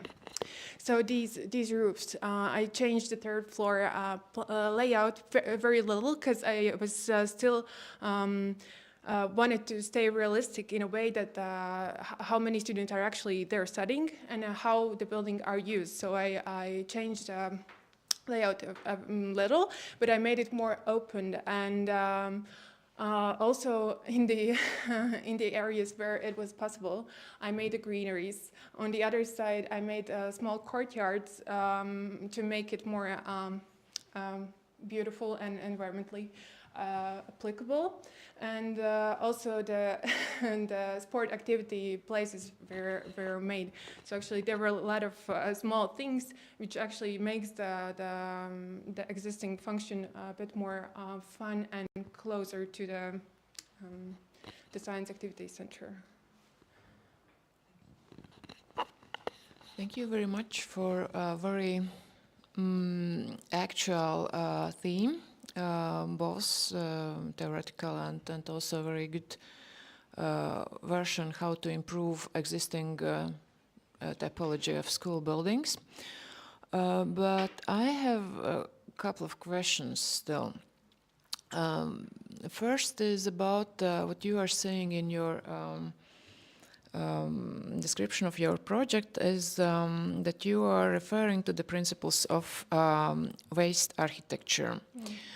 As we know about waste architecture, we are thinking like, for example, if you are using in your new building something which is left over or demolished from something old and so on. You are showing how you can use some different materials, not just simple concrete or timber or glass or metal. This is different approach, and it's very interesting and also nice looking and good to know and so. But still about that waste, so that amount of waste that we are producing, where we can put it, because what I see really clearly, there are spaces to speak about, to do something with this material. But what about using that waste in architecture, in a building? Did you thought about it, or what is the idea? Yes, I did thought about it in the very beginning of the project, almost 3 years ago. I started with actually idea to combine building which exists from all these 37 closed schools, to bring from one place in Latvia the bricks, from the other and combine it. And then I made small, not all, maybe not all, few. But then I combined, made it very basic calculations, and I understood it's more expensive and more producing CO2 or just more unhealthy than to do what I do. And therefore, the only options which I can offer in this case for waste not to be completely unused is the third floor. When I change it, I use, there was a old brick and blocks. I use it as recycled material for under sport activity facilities to cover the small stones and things like that. Very small things, because there was no actually very beautiful wood roof, or there was no such a quality to be saved. So therefore, in this case, I also wanted to mention the waste architecture definition. There is no such as I wrote by book, but artificial intelligence and Google and every source of nowadays says that actually it is used also in a way that I use it, which means not only by one concrete material. It's waste in general, like waste of food, waste of fact that in these workshops children are bringing wooden things from home and making it into something, waste in very different levels, not only in construction type of waste. Thank you. And the second question is maybe, well, also here it's okay. Question is, didn't you thought about, well, as I understand, the new center, educational center, is for this school. Yes. It's not like somewhere for the city or so. So didn't you thought about connection, physical connection between both volumes, so existing volume and the new one, to have a possibility for students just during winter time, for example, today, not to take coats and go out and go to the next classes and then come back. What was the principles why you choose to put it so far from existing building? So first of all, my idea was that after lessons, the building can be used because it's an exhibition hall, so it can be used for the public. Maduan is a very calm town. Nothing bad should happen.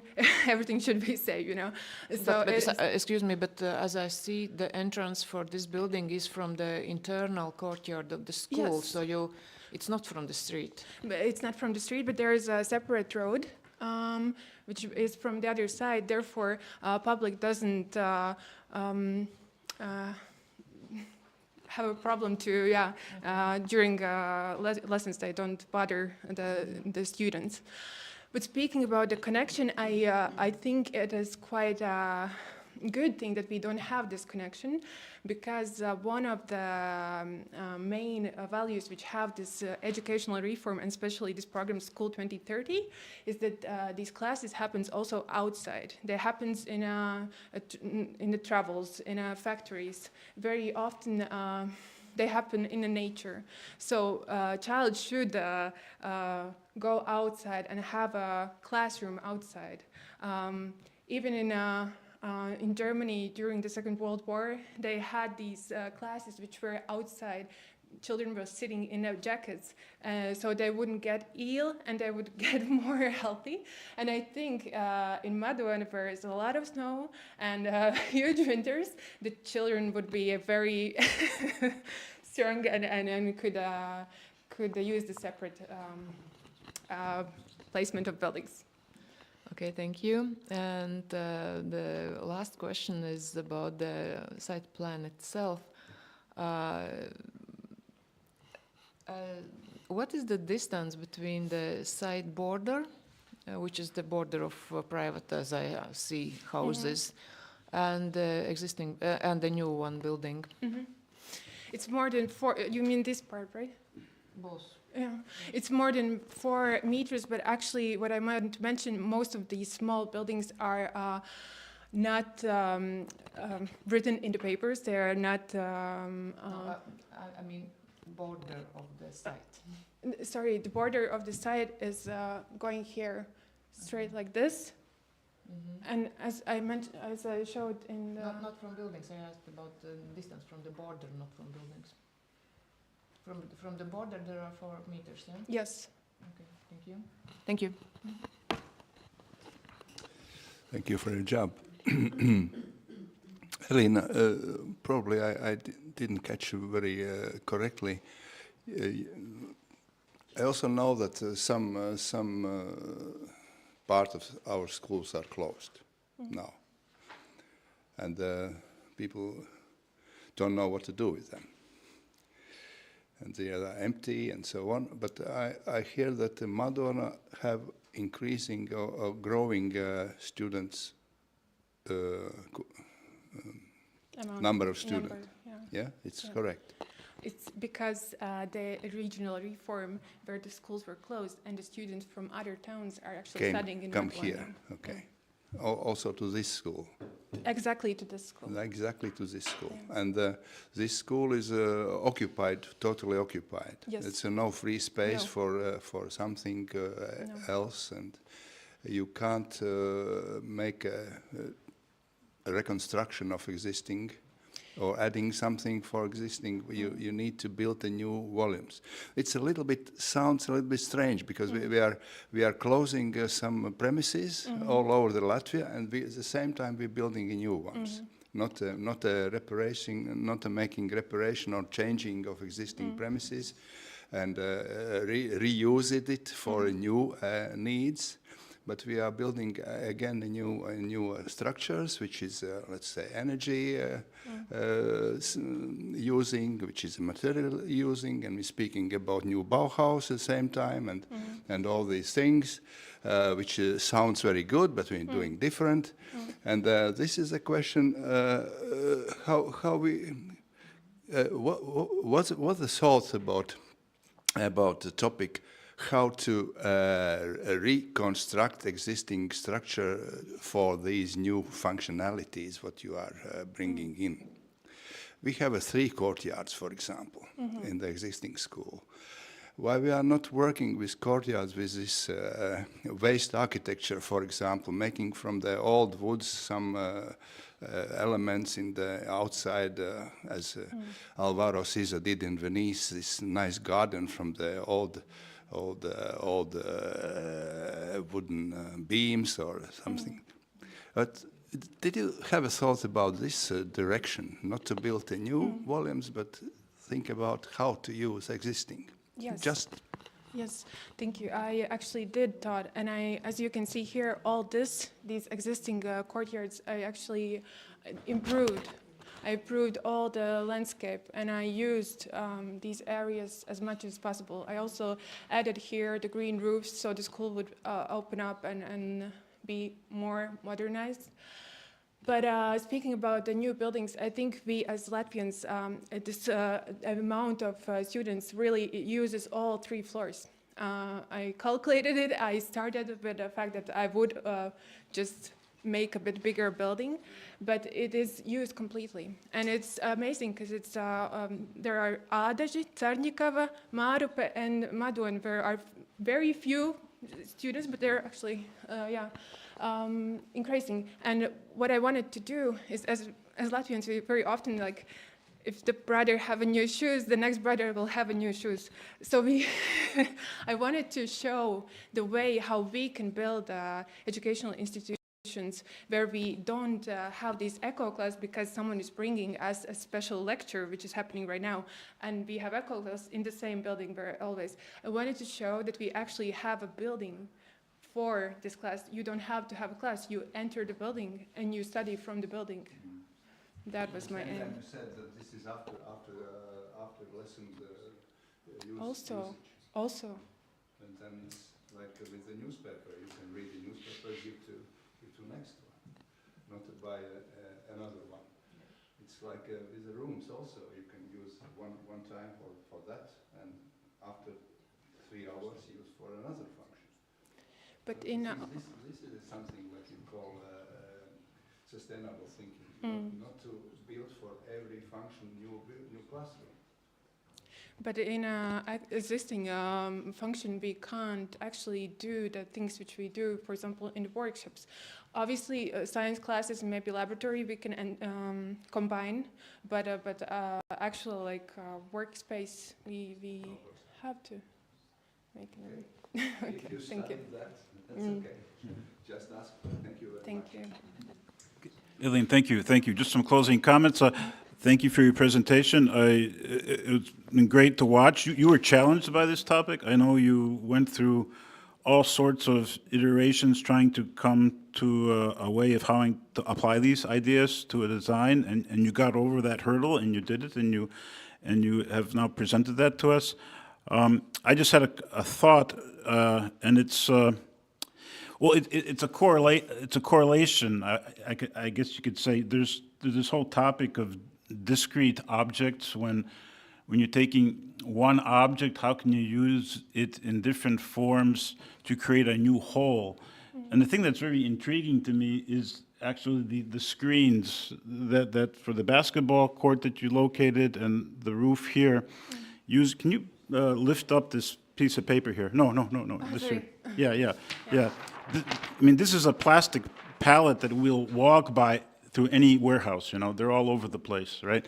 And to me, taking this thing that is known for a utilitarian sort of function and then appropriating it to become something new by repetition, and these screens, you know, the top right picture there of the screen that keeps the balls from going off the roof, it gets a new identity because of how now it's being appropriated. And I think that idea as a concept, to think about what, and to teach students and educators, how can we take existing things that are very simple and very common to us and how to reappropriate them into a different context, so that it gets a new identity because of its new location. But if you look at it individually, it's the very same thing. And we don't have to destroy it, we don't have to melt it, we don't have to burn it, we just reappropriate it. And I think that is a very, that's a very important thing to help us to learn how to think about taking existing things and reappropriating them. And also, what's interesting when you lift this up, and I mentioned this to you before, there's some sort of interesting ethnic thing here by accident, you know, and then that reappropriation gives it sort of a new sort of communicating something new. So that, and then one last comment. You didn't talk about it, but what's this new third volume that's on top with the, what kind of cladding did you use for that? The finishing, the panel system for the facade. For this facade? Yeah. Because you didn't talk about the fact that you actually added new fenestration and you upgraded the facade. So I just maybe you can comment on that. I upgraded facades, and I was speaking a lot about wood, and also here I use wood cladding in order to see this difference, plastic and wood. Okay. And then the energy collection. And energy collection on you top, can see in the roof, yeah. the solar panels that are used for building. Yeah. Okay. All right. Thank you. Thank you very much. Thank you. Thanks.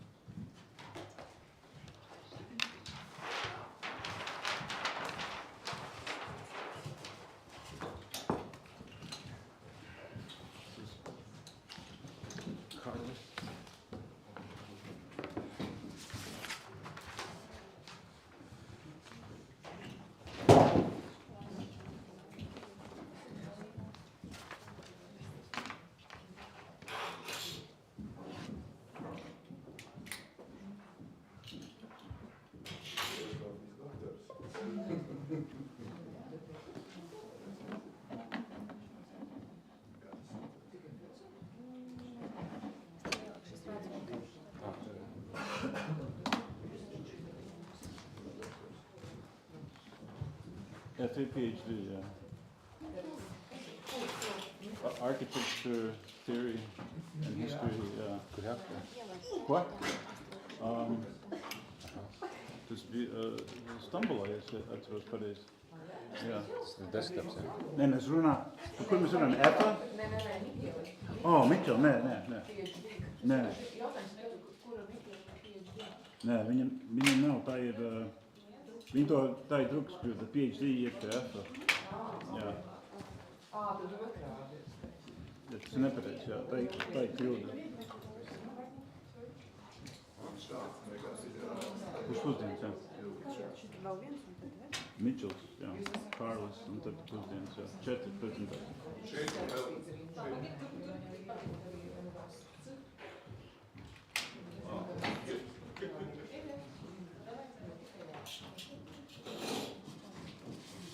Jā, Mitchells nav nekad mestos, jā.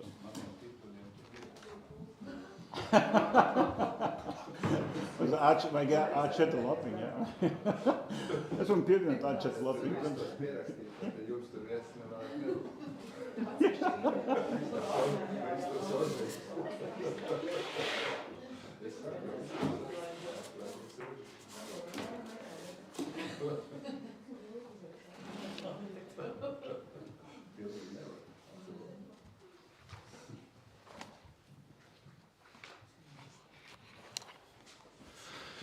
So, I can start, yeah. So, hello everybody.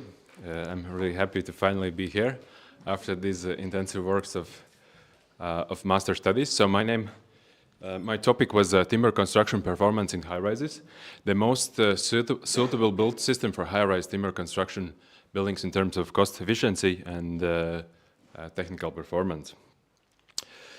So basically, how did I define the problem?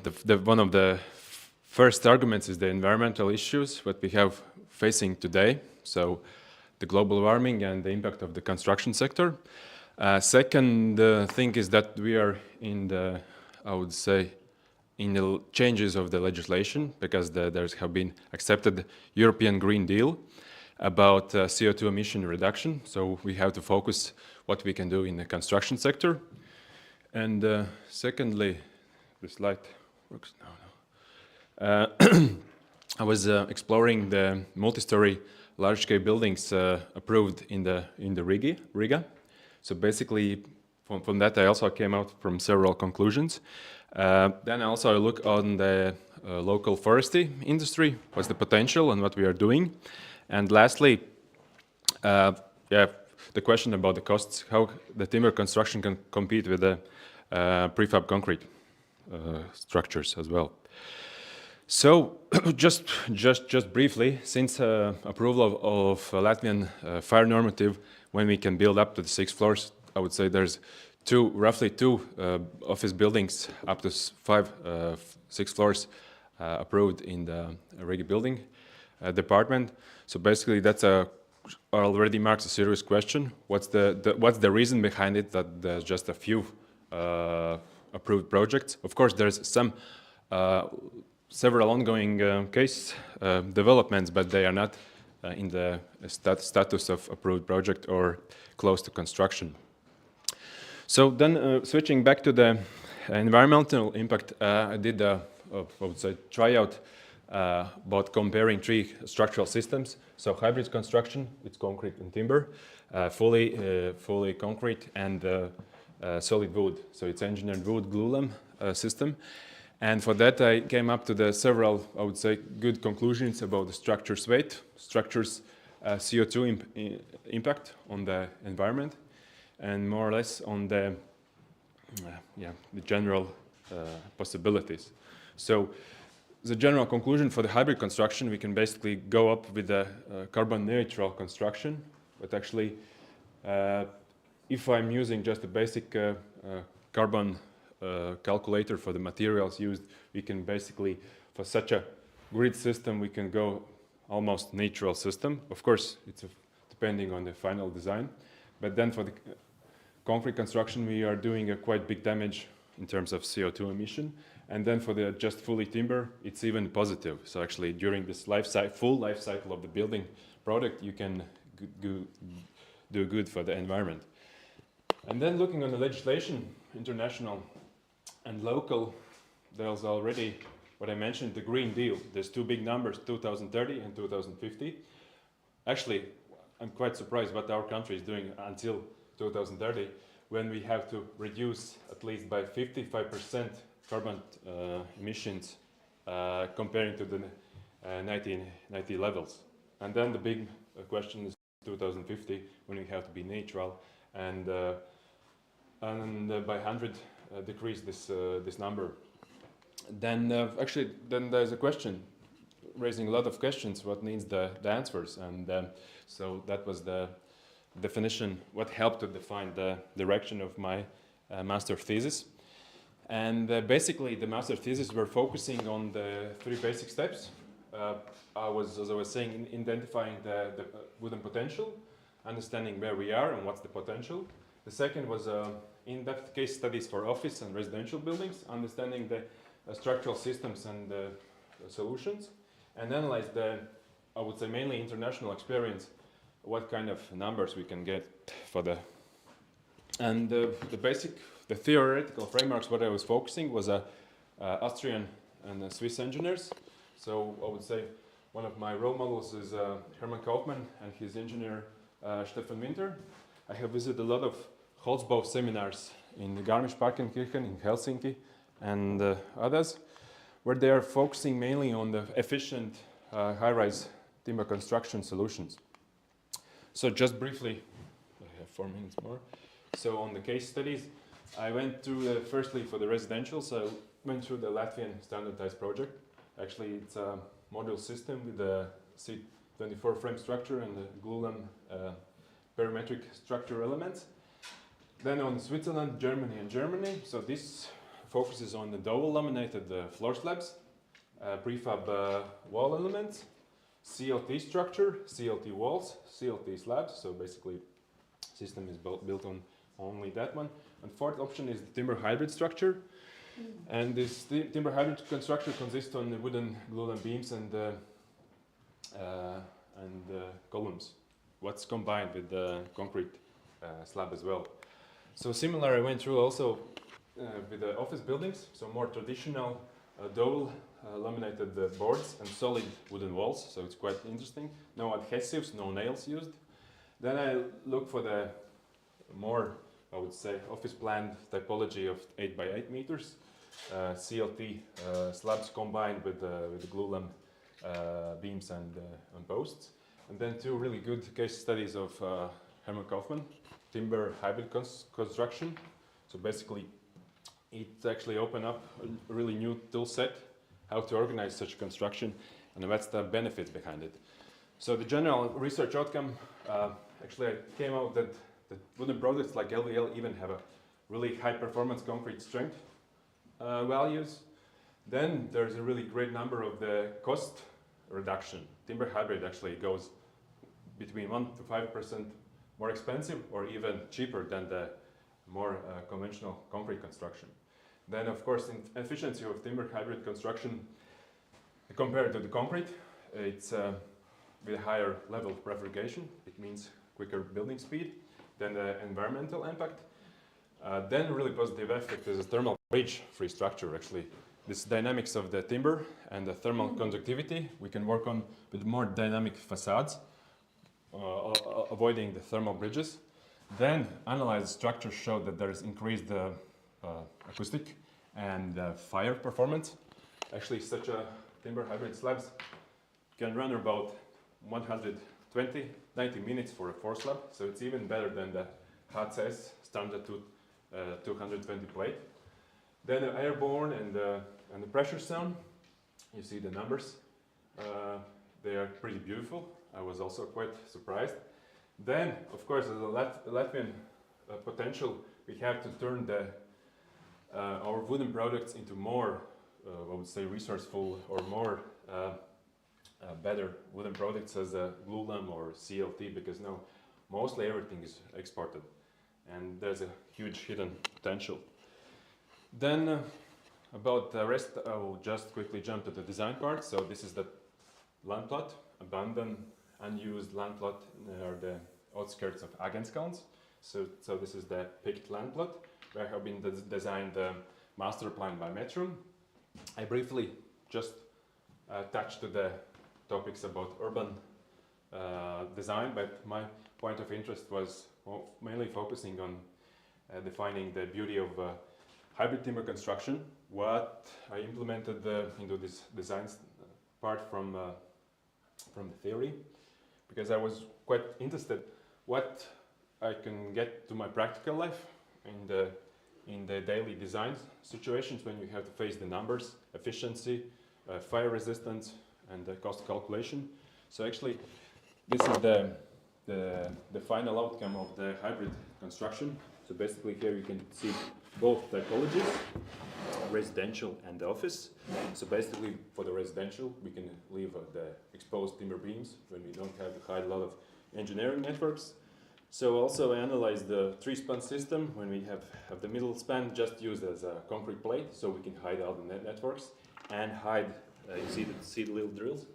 We can hide in all the piping, so you can have a beautiful, nice wooden exposed structure. Of course, there's several systems. I mean, by hybrid, we can use concrete or steel, girders, or even I would say glulam beams or LVL beams. They, I would prefer the LVL beams because they have much more minimized section impact on the structure. So basically, you have better strength capabilities.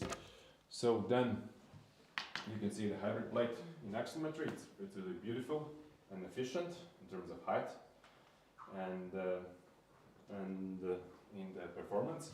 So just briefly about the residential, I explored the possibilities of exposed envelope when you have a connection of the beams and the columns and the slabs, and that's quite nice beauty of timber construction.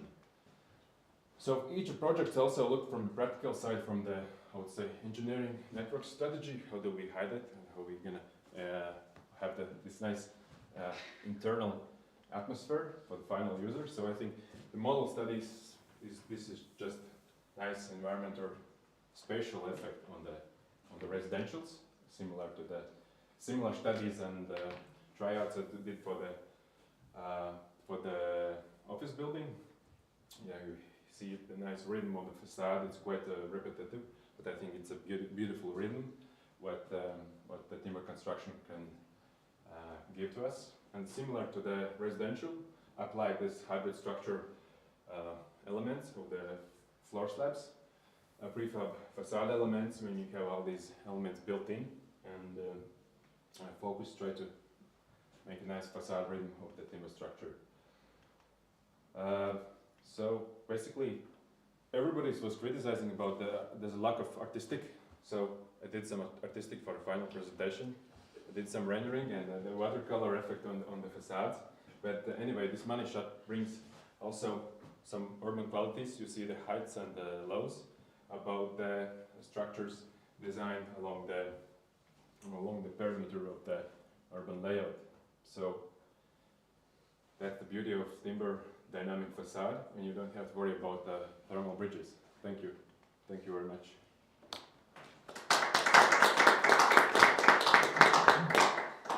Thank you, Carls Michels. So Carl's master thesis theory part reviewer is Michaelis Putrams, and the positive qualities of the thesis. So I am genuinely happy about the thesis subject and theme. In general, the building sector needs a radical and rigorous shift towards zero-emission building systems. The answer obviously depends very much on the economical and technical feasibility of the building system. That is clearly the main focus in the thesis. The disadvantages and imperfections of the thesis. I was impressed by the final conclusions, though there was a feeling of the possibility that the final conclusions could be made even before the analysis of the examples and doubtful comparison of the economics numbers in different countries.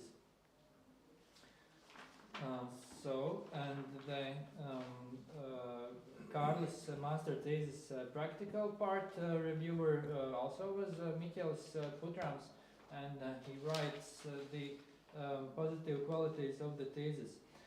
The systematic and repetitive composition and the repetitive elements definitely are used as the cost-reducing strategies in the construction sector. And from this point of view, the urban and architectural proposal is demonstrating the strategy that would appeal to the investor or real estate developer. And the disadvantages and the imperfections of this thesis, the reviewer writes, urban concept, in my personal view, is too formal and lack the architectural human qualities. For example, the orientation of housing blocks could provide more even sun exposure on the facades and courtyard. Spaces could be more determined spatially. And so, please answer the viewers' questions. Okay, the questions you're not going to read. Okay, I include them. So, for the A part is what's the main challenges to implement the proposal building systems in Latvia? I think one of the actually challenges what's our actually the basics of our history. Since the Soviet Union occupation, we had everything was done in the concrete, prefab concrete, reinforced concrete, and now we have this I would say loss of history when we don't have the production of the wooden forestry, wooden I would say production facilities like there's in Switzerland and Austria. I have visited some of them and seen the efficiency. So I would say that that's one thing that our forestry industry is not completely ready and not sufficient. And secondly, architects and engineers have to make some sacrifice, make some prototypes, make some examples that this build system can be, I would say, game changer. I mean the sacrifice in terms of exploring the solutions, what's actually the topic of my master thesis, what answers the basic necessities. The technical performance and actually the cost efficiency, because I have done the fully solid timber office building, CLT and glue and beams, and the question there was in the end that we had the problems with acoustics, vibrations in the structure, airborne impact sound issues, and that's why I think this hybrid solution really solves these problems technically, but this building haven't been built, so there's a thing. In the end, it came up quite expensive compared to the other constructions. And I think it's quite similar to Mr. Kronbergs designed the Pine building. It's a beautiful example what have not been designed, maybe because of the costs. So that's quite sad, because I thought such a big investor could finally break the ice for this construction sector, but it hasn't happened. And and sacrifices that you have to explore in order to show the qualities of it, because I think this intensive study of those details and elements, I engage also with the Austrian engineers. I get some, I would say, good practical knowledge, what I would like to implement back here. Mm-hmm. And the second B part, how important is unique character of urban identity and relationship of the new development and historical traditions. Actually, as I was saying, my personal interest of this was the architecture technical solution, and the urban definitely have been left in the second plan. But I agree with this question aim, that of course identity is quite important. How do you relocate the scale, the orientation, and the relations with the history? But I would say it's quite abandoned land plot, so there's nothing to connect. We have a Turkish towers here on the right side, some few smaller developments on the side, and historical buildings along the Leitāne Street. So there was not visually. Of course, there's huge hangar, but it's also quite questionable what to do with it. But still, it's quite empty land plot. And do you think that the future vernacular architecture would go extinct, giving space to commercialized, unitized international building system. Then I have a counter question. What's the vernacular architecture for Latvia? Is it prefab concrete, what we have for the microrayons, or we have this, I would say, single unit log structures what we have in the museum? So that's quite a question what we should define. But in the general, this globalization, of course, affects the architecture. How do we design? But we cannot exclude the context. Definitely. Mhm. That's it. Thank you. Thank you. And questions from the jury, please? Well, as you just said, your main focus was on the technical solutions. Yes. Yeah. And I think you have given us a very impressive presentation. You gave some beautiful models, beautiful drawings, and very clear verbal presentation too. So full marks for all that. You talk about the cost, and you obviously been working a lot on understanding how the timber structure should be done. Like one thing you would have realized is that the spans shouldn't be too long because the beams get too deep, right? That's one of the real challenges. We also working quite a lot on timber structure, so I'm not from experience. So that kind of is providing both an advantage but also a limitation because you get shorter spans. But I'm just wondering, you know, as you said, you have focused mainly on the technical solution, and that has been done extremely well, and also studying what they're doing in Austria and whatever, and the Austrians are way ahead when it comes to that. I quite agree with you. But you use also expression that it could create more dynamic facades. Now, yes, you get a nice, if you like, play in the facade, but I'm just wondering if, when you come down to the ground, it's almost getting too repetitive. You know, what's the ground floor or the like? It's almost like the floor above. Were you tempted to make something different there? And because you also use the expression that you can get more dynamic facade with this. I'm just wondering if what is your advantage is that at least you have created some buildings are all very similar. They don't have to be different. I quite agree with you. But you could have created more, if you like, inviting project if you did something with like in the ground floor and you mentioned yourself the urban situation too.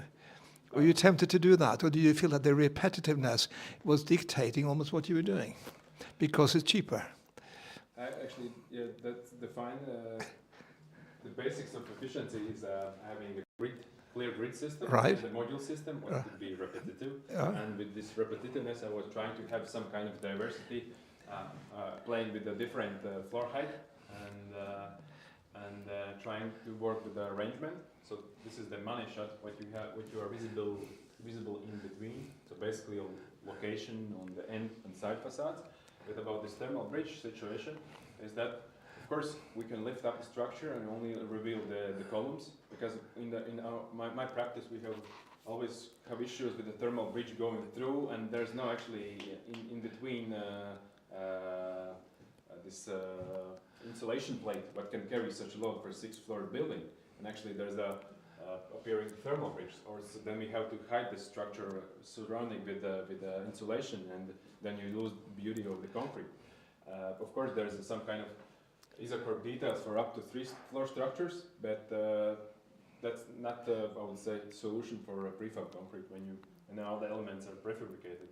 But about this, I would say the solution for the wooden beams on the slabs can just go directly from the inside outside. There's not creating a thermal bridge. For example, we have Toyota car centers in BArch for, I would say, 10 and more years, where you have beautiful wooden, huge beam, long span structure, and that's exposed outside and inside. But this would, I would say, more represent this prefabrication structure. This not, I would say, shows the qualities or possibilities of this cantilevering, because this is designed as a closed envelope structure. For this, for both buildings, I was focusing on having facade elements. I was actually not connecting inside and outside, and there are definitely a lot of things what you can develop with this flexibility of thermal conductivity. I can see that, but it's, I mean, the repetitiveness is obviously dictating also design. But my question is that the right way to do it? When you come like to the bottom floor, which normally is even a taller space than the other floors, maybe one has to kind of latch on the structure there to enable that to be more an outward exposed space. But that's just a comment. Yeah, I think I think it's just a small remark to the question: what is the greatest challenge with using timber outside? You know what I think it is? You have to treat it with some pigments, not necessarily paint, could be stain, whatever. I can give you one example.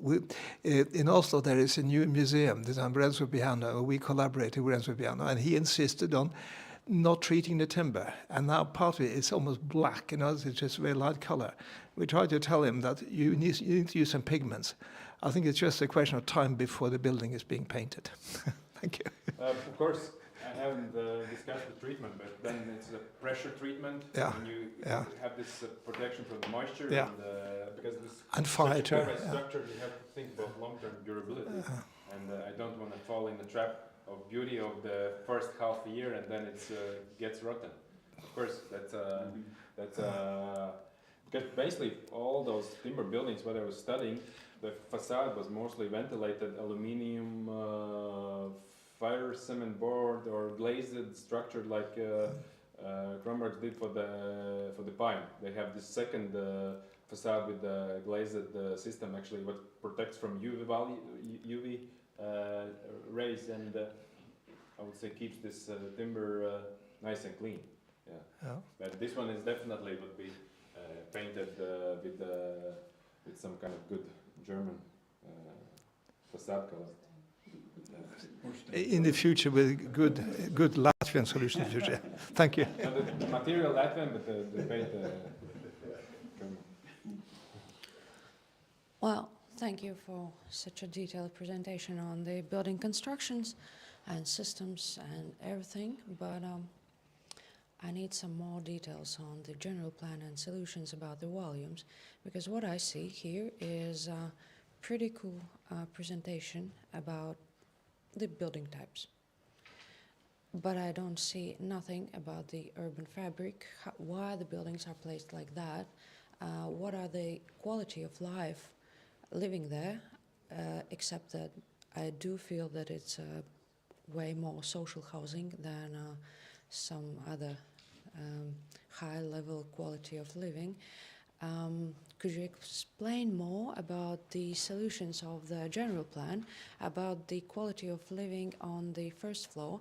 What are the numbers of people living there and also working there, and how you solve the, if you have picked the exact location in Agenskans, how you solve the car-free zone?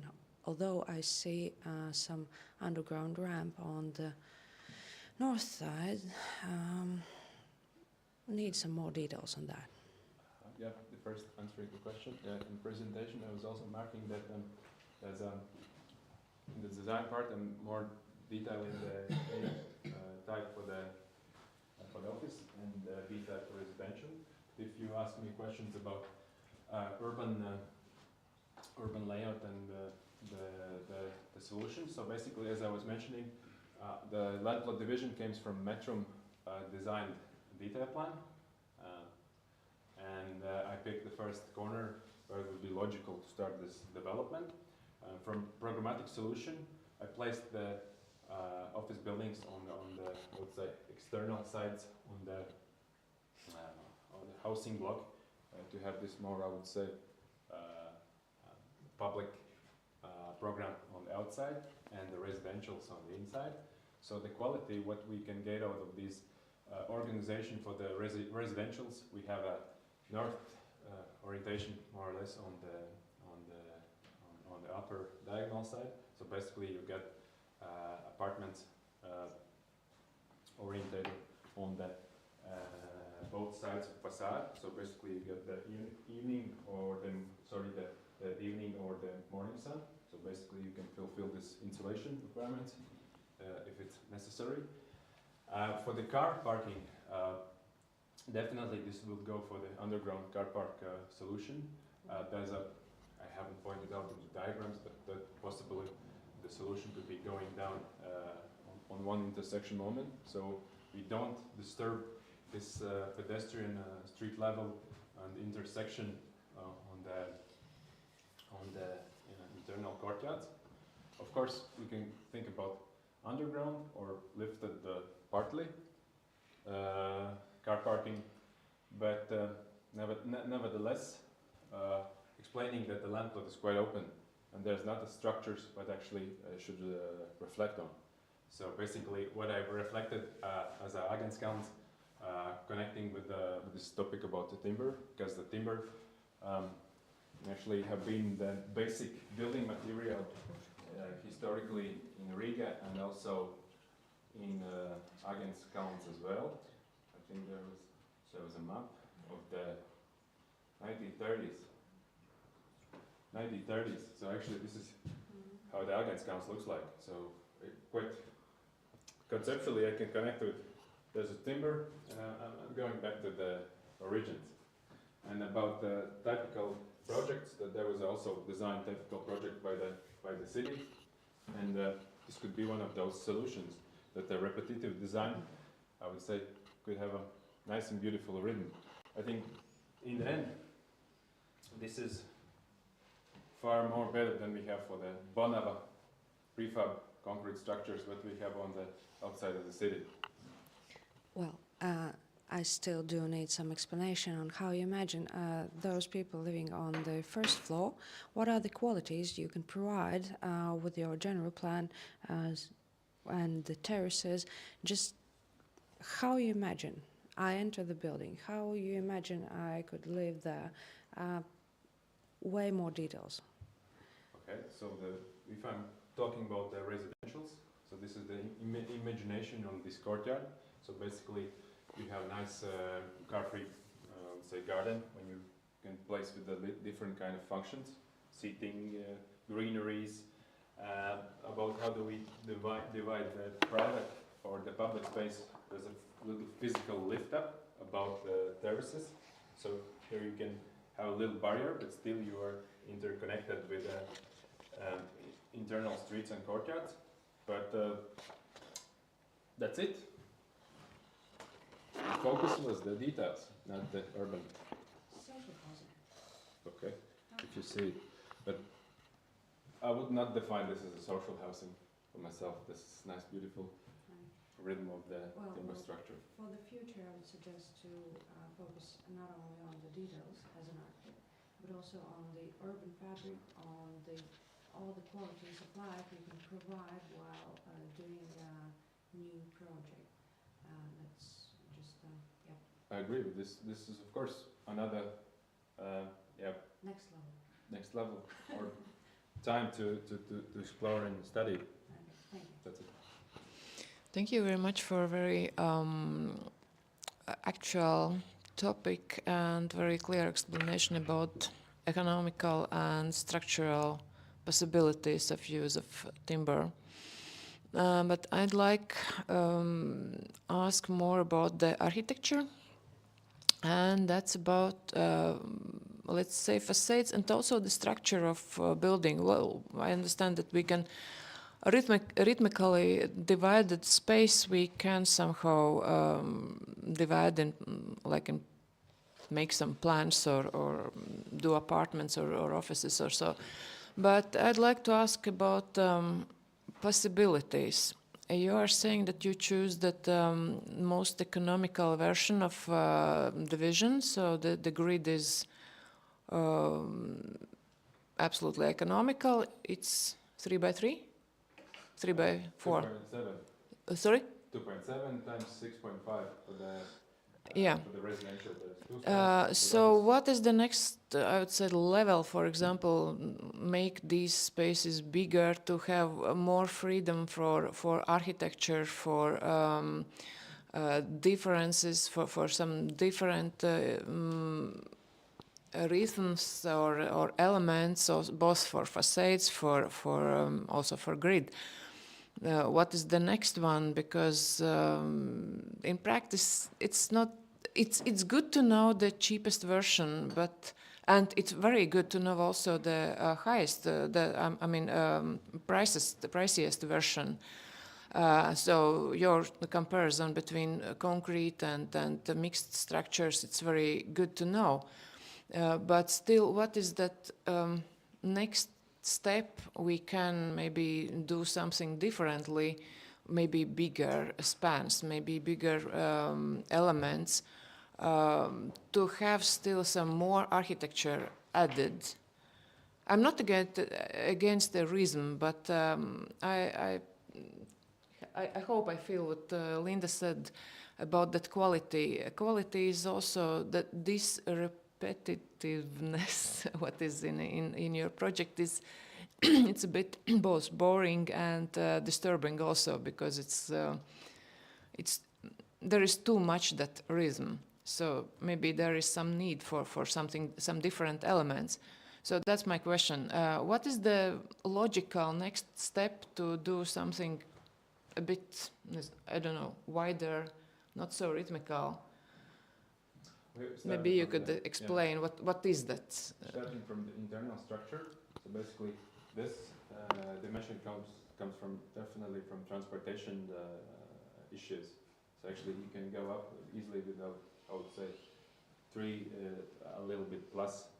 So those elements can be exported without extra, I would say. But the grid? Because panels you are placing on the beams, normally, yes, on the carcass. But in this situation, this perimeter beam here is already in the slab situation, so you don't need a perimeter structure on the outside. Inside solutions, as I was saying in the model, there's possibilities of the concrete, steel, or timber. Timber will decrease the height for the corridor space or the core space. Concrete will decrease I would say the use of timber, and I would say it's already mixes different building brigades in the site. So if we analyze the building technology on the heaviness of the structure, we should focus mainly on the particular weight of the element, so we can prognose the particular assembly times. But from the case studies, the most efficient and the right span for that office building is around 8 meters plus. So basically, this is a longitudinal element. This is not cross element, so that's why it had to be directed on one side longer and another side shorter. About these possibilities to play around, there's a different kind of options for the edge beam or edge solution. We can have a concrete on the side, or we don't have a concrete on the side. We can also place it separately, beams, and then only the concrete elements. And then for those projects, what I analyzed from Hermann Kaufmann, you can achieve, I would say, more flexibility in the structure, but you lose the economical factor on early lease, because early lease is, I would say, quite a number what you can bring down for the resis and the offices. But still, as an architect, you have to think about not only economical part, but also for livability of the space you are creating. That was the reason of my question. Okay, but I think for myself, standard office grid is, for example, 8 by 8, and when you reduce it, I would say it's more human scale, 3 meters times 8 meters, for example. You have this wooden material more present in the internal structure, and you don't have this cleared open. Yeah, but for apartment building, 2.7 is very bad. It's not usable space. Yeah, the unit on the wider element, of course, we can widen it to about 320, so that there's enough efficiency to go around the bed. Of course, that's a good point. But nevertheless, there is some kind of efficiency aims that each project should achieve. And for these ones, I explored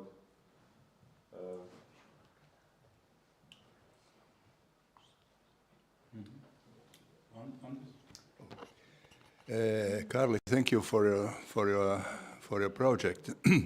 I think I am positive because in our country this is not developed so fast as it could be, and every study in this team is very good, and people are come more familiar with these systems and with this material. However, we know this material for hundreds and thousands of years, but we are losing this knowledge. And it's very good that you are studying these possibilities and technologies and learning from the different countries. This is very positive. Thank you for that. And another thing is what I wanted to ask. Do you see any positive, let's say, future for this situation that we are here not able to use it because of the costs? Mostly because of the costs, because we have some production here, you know, these CLT panels and also prefabricated concrete panels. That's on the place, but nevertheless, it's not working here. And the main problem so far, I understand, is the cost today. And how you see the future for this? What is needed to do to implement these systems more in our country? Actually, that's the right thing about the costs. So actually, this hybrid construction reduces the amount how glulam is spent for CLT, because glulam cubic meter price is around 800 euros per cubic meter. On the other hand, the prefab concrete element is 150 to 200 euros per cubic meter. And if we imagine for these 8-meter span structures, we have only 8 to 10 concrete layer, and we have 24 up to 28 beam section. So basically it minimizes completely to the fully solid timber structure as we did for the Malian's office building, or this case study. Actually I took a short quick cubic meter calculations, and the price difference is quite enormously. And those numbers I got also supported by Swiss, Sweden and Norwegian experiences. They have gathered comparing for each country up to 10 to 20 even more case studies, and the general conclusions was that this fully timber glulam office building is around 10 to 20% more expensive than the concrete. But the hybrid, on the other hand, what's developing in the Switzerland and in the Austrian markets, are even on the same level. In some cases 5% more expensive, and in some case studies where I found out it's even cheaper because of this efficiency, material resources, and also the building speed, building technology, because you can save money on the rentals, you can save money I would say on this early lease as a factor, because I'm now communicating directly with the Austrians who did this life cycle tower and Ilwerk Montafon. I'm trying to get those, I would say, numbers. Labor force is the thing what we can fight here, and we lose on the cubic meter price for timber construction. So my aim is to build up a prototype, to have do those fire tests, do those I would say acoustic tests. So with those reports, we can establish a local production cycle. I don't know, I haven't talked with the factories yet, and factories are always, I would say, the issue, because we have one side does concrete and the other side does a timber. And the question how I can bring them together in order to have one efficient product, because as I showed just roughly, for the performance, actually the fire tests, what they show in the projects, are quite surprising. It's even the double as a standard HCS plate, so we can increase the fire resistance. And such a hybrid plate for this acoustic airborne, it's quite beautiful, because for this office, what we did with this fully timber, we had the problems there with acoustic. Then we calculated how to minimize the impact how to solve this. But when you combine the concrete and on the timber, it solves it. It gives this robustness, strength, and increase this, minimize the impact, how the beam can burn. It minimizes the perimeter of the structure. The answer is hybrid is a way to do. Yeah, because we have to go carbon neutral, and depending on the, as you said, defining the right grid, the efficient grid, we can be in balance on the concrete and on timber in the end, I would say. Because if we extend the grid, then the beams will go high and you will lose the height. Because what I don't like for the Latvian standard project, it's very quick buildable, but the negative side is the floor efficiency.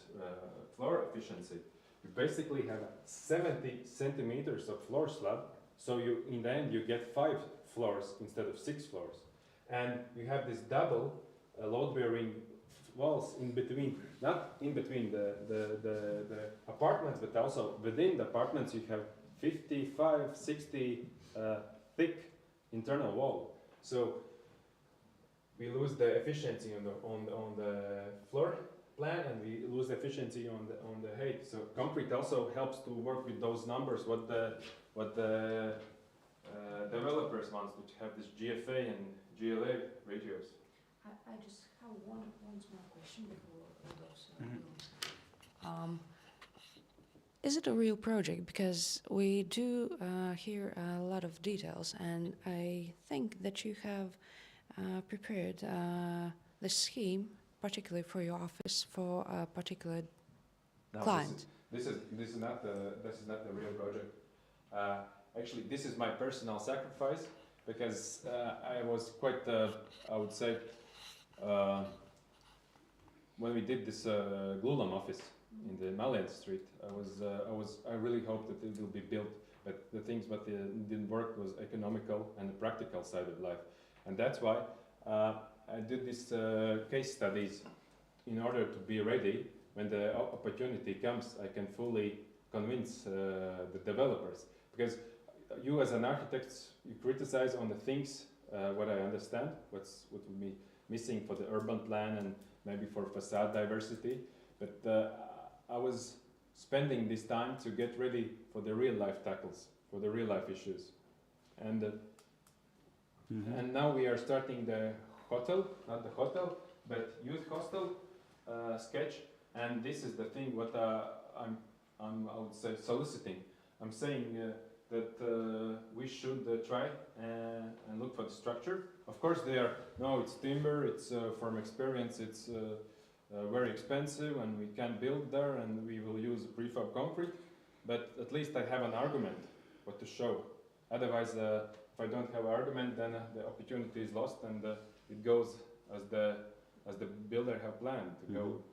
Because the builder is always the biggest friend for the developer, and he says we can save money on this, and architect is idiot like this. So I have to find a way to open up his mind through the numbers. I see that way. Yes. I Okay. hope it works. Yeah, thank you, Carlos, for your presentation. Thank you for the research and the work and what you've presented here today. And I mean, it's quite clear that you've heard questions here that are a critique of why you didn't do this and why you didn't do that. But I would just like to remind the jury that academically, we approved a thesis and a question that he had to answer and investigate, which within the time that he was doing this was not addressing other things. That's the fact, right? The second thing is that, can you go to your slide where you show Agins counts? Because one of the things that during the previous sessions and committees that were looking at this project, and I know that Carlos didn't, Carlos didn't mention, he did a very careful analysis of Agins counts and its tradition of wood structures. And the thing that really allowed me to understand and accept that he could pursue this is that how do we use wood in Agins count today with today's technologies rather than repeating how wood was used in Aglandsholm previously, as you can see in these pictures here on the right-hand side. And so yes, though there may be, there's not the question that you brought up, Ole, about the dynamics and having a dynamic facade, not necessarily with regarding performance. Ole's question was about dynamics in regards to the design and the fenestration. So I agree that perhaps that aspect of dynamic is not here, yet at the same time, we understood that you were able to actually analyze what is in Aglandsholm and what is the difference between structure and wood as fenestration, or wood as decoration, or wood as screen or skin versus as structure. So I would say that based upon this research, if you continue this, the next step would to look at the deeper into the, the fenestration aspects of the, so I appreciate what you have done here, very good research, and actually a very valuable tool, similar to the toolkit that Katrina made for architects, to be able to already, through a great in-depth research, to understand what are some of the do's and don'ts that we should understand as architects regarding this technology. So thank you.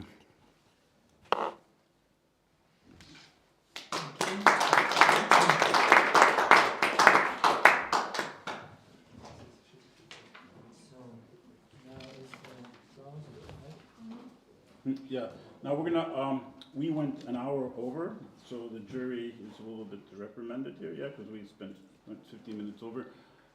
We have to now, we can't come back at 1, because that's only in 10 minutes, so we're gonna take a break now, and we will come back, I would say 45 minutes, we resume at 1:30, okay? Yeah, so we'll take a 40-minute break, and so we're on a half-hour, let's say, delay here. So we'll resume at 1:30. Thank you. Okay.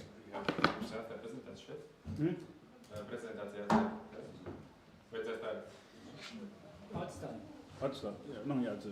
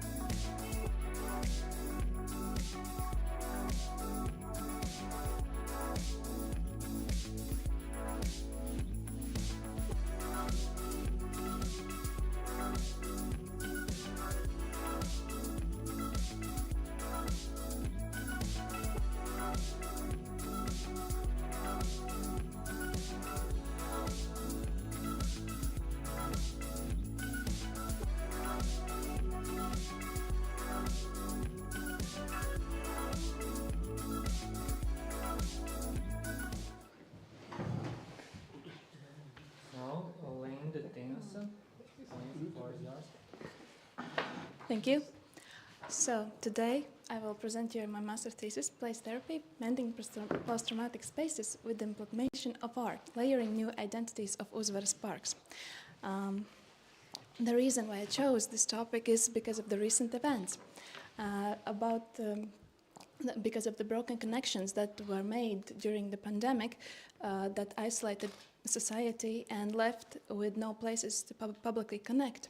And events following next to the pandemic was the broken homes of Ukraine that showed that how fragile is the environment and how could we view our spaces and should review them also locally and because of their meaning, and how can we repair them.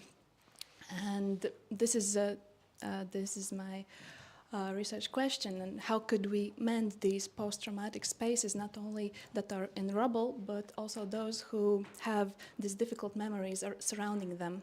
And to better explain it, I will start it with my case study and my project placement. This is research through the case study of Uzvaras Parks, a place right near us, approximately 1.2 kilometers away, but it is very close to the city center. It also is in the same circle, in the same radius as other parks in Riga. But the difference between Uzvaras parks and the parks on the other side of the river Daugava is that Uzvaras parks has a huge potential and huge size and territory that as differentiating from the parks on the other side of the Daugava lacks in this unity and unified concept between all of the separated parts of the park. And so my master thesis started with the investigation of the past, and also a place is not just a place, it's a place also in history, and Uzvaras parks has a great history, but undeveloped history. You can see many times there were plans that weren't developed because of the war, because of lack of funding or change in political system or regime, and also you can see in the recent years that also stimulated my choice of topic, another erasement or another part of Uzvaras Park's historic layout was made. And about the past, those layers, they are to learn from, and we can work just to repair these places, not to erase them, because as Uzvaras Park's recent development was that the monument was dismantled and practically erased from the place, but it's a good thing. It's not a good and not a bad thing, but it is a way of dealing with the place. But the sequence of how these events were arranged weren't the most pleasant, because there was the stipulation of letting the place rest, and now there is a park, and how it all ties together was also a huge part of my master thesis. And I was thinking about these sensitive changes, because of Uzvaras Parks is divided not only physically with the infrastructure in three parts that doesn't correspond to each other, but also mentally. There is no unified concept between them. Everyone is pulling this urban fabric to links throughout the park. Also, with the turn of acupuncture, similarly to human, I am mapping Uzvaras Parks, those pressure points where you could add some changing element to generate energy that flows through all of the park and creates a unified concept. And this is also introduction to the future, or me trying to layer not forgetting the past, also considering the existing activities, the skiing, the walking, the running, but not letting it just be as it is, but unifying it all together and layering this new player to the park, which is art. And through art, I am trying to explain or highlight the past of the Uzvaras Parks and not use it only as a beautification or a seasonal thing.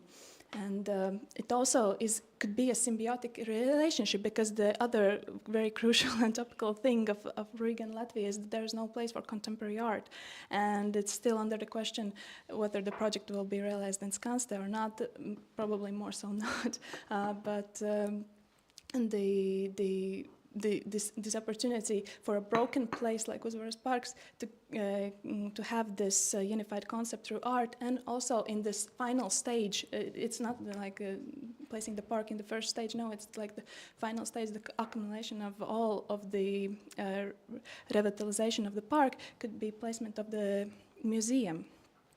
That could be also the platform for the part, and that continues into my part B, that is development of this museum. And first of all, of the placement of the building. Why in the corner, why there? This is a photo from 1920s, and it shows that Uzvaras Parks once didn't have any buildings like in front of it, and it had the best view in the city with the panoramic view as the historical city center.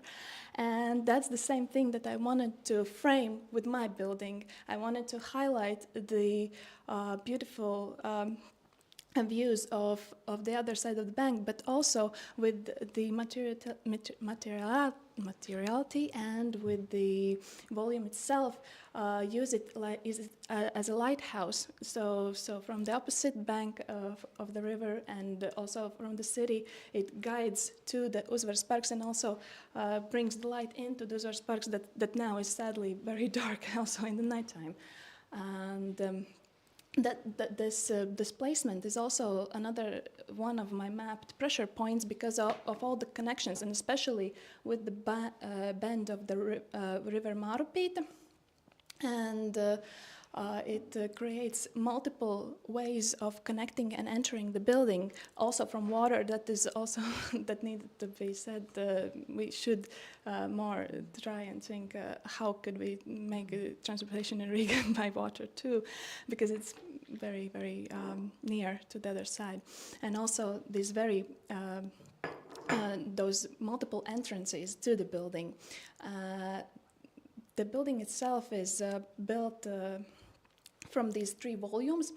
Number 1 is facing the street, creating like a border for the heavy infrastructure that is next in the street, but also creating this beautiful green oasis among this building inside of it, and organizing all the museum visitors' life around this inner courtyard, but also creating a platform from which to view the beautiful city Riga that is still there over the traffic. And the next volume is the back of the house that is placed neatly next to the street, so for easy access and delivery, and the park volume that is one of the exhibition halls that blends into the park and becomes one with the park.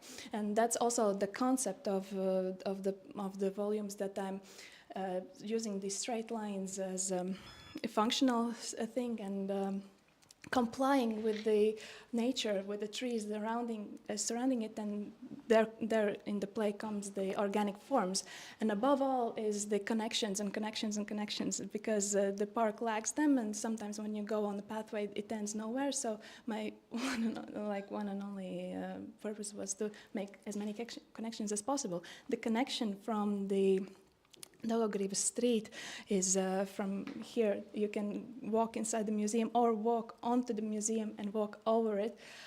The main entrance from the park, which could be entered through multiple sides, also from the Marupītes and the Reņģidambes puses, and also from the water, as I said, from the Agenskāna Līcis, creating this beautiful link under the heavy infrastructure. And the building itself is better understand.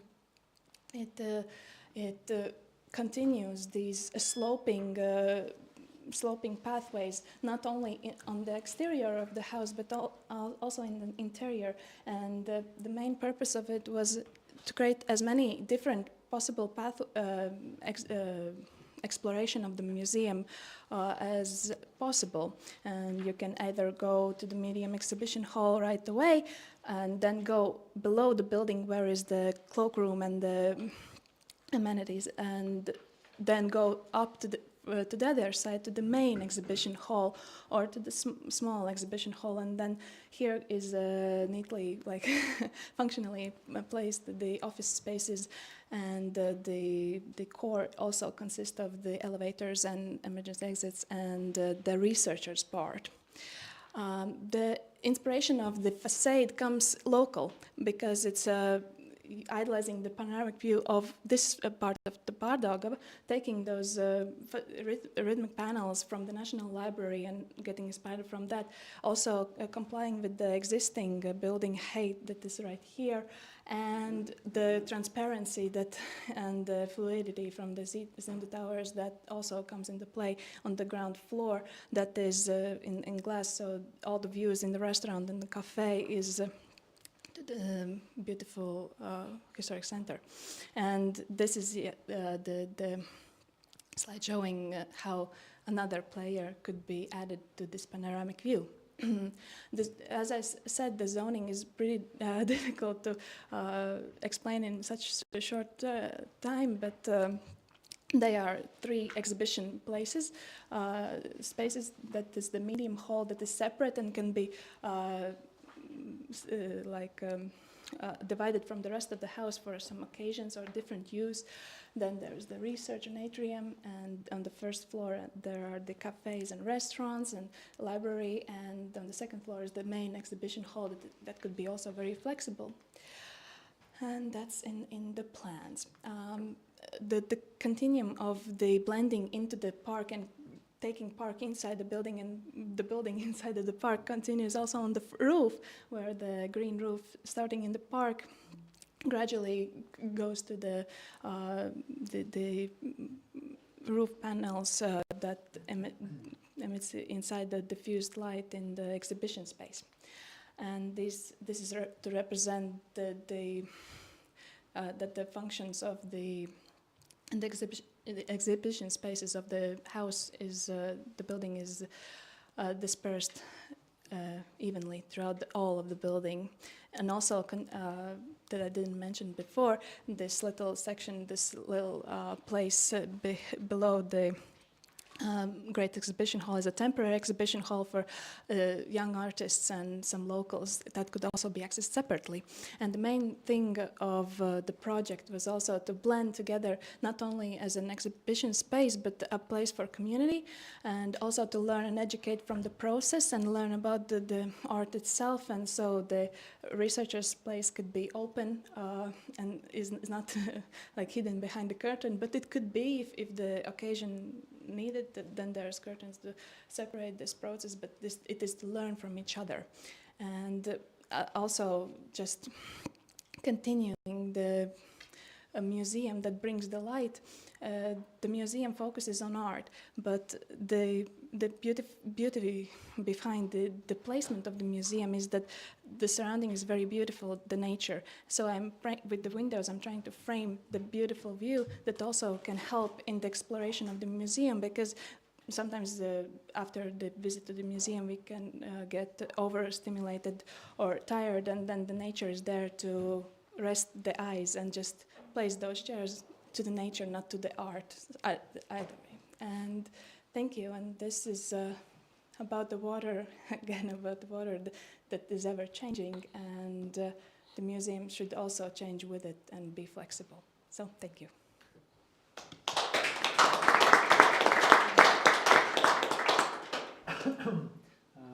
Thank you, Lind, for your presentation. So Lind's master thesis theory part reviewer is Helen Gutmane. So Helen's written the positive qualities of the thesis. One can find a rare combination of clear interrelated architecture-like structure of all parts, deep professional and emotional involvement at the sometime keeping an outsider view on the case, and everywhere omnipresent expression of civic and professional position of the author. And disadvantages and imperfections of the thesis. The imperfection in the thesis take on the character of professional discussion and could be subject to public debate. Several points merit consideration.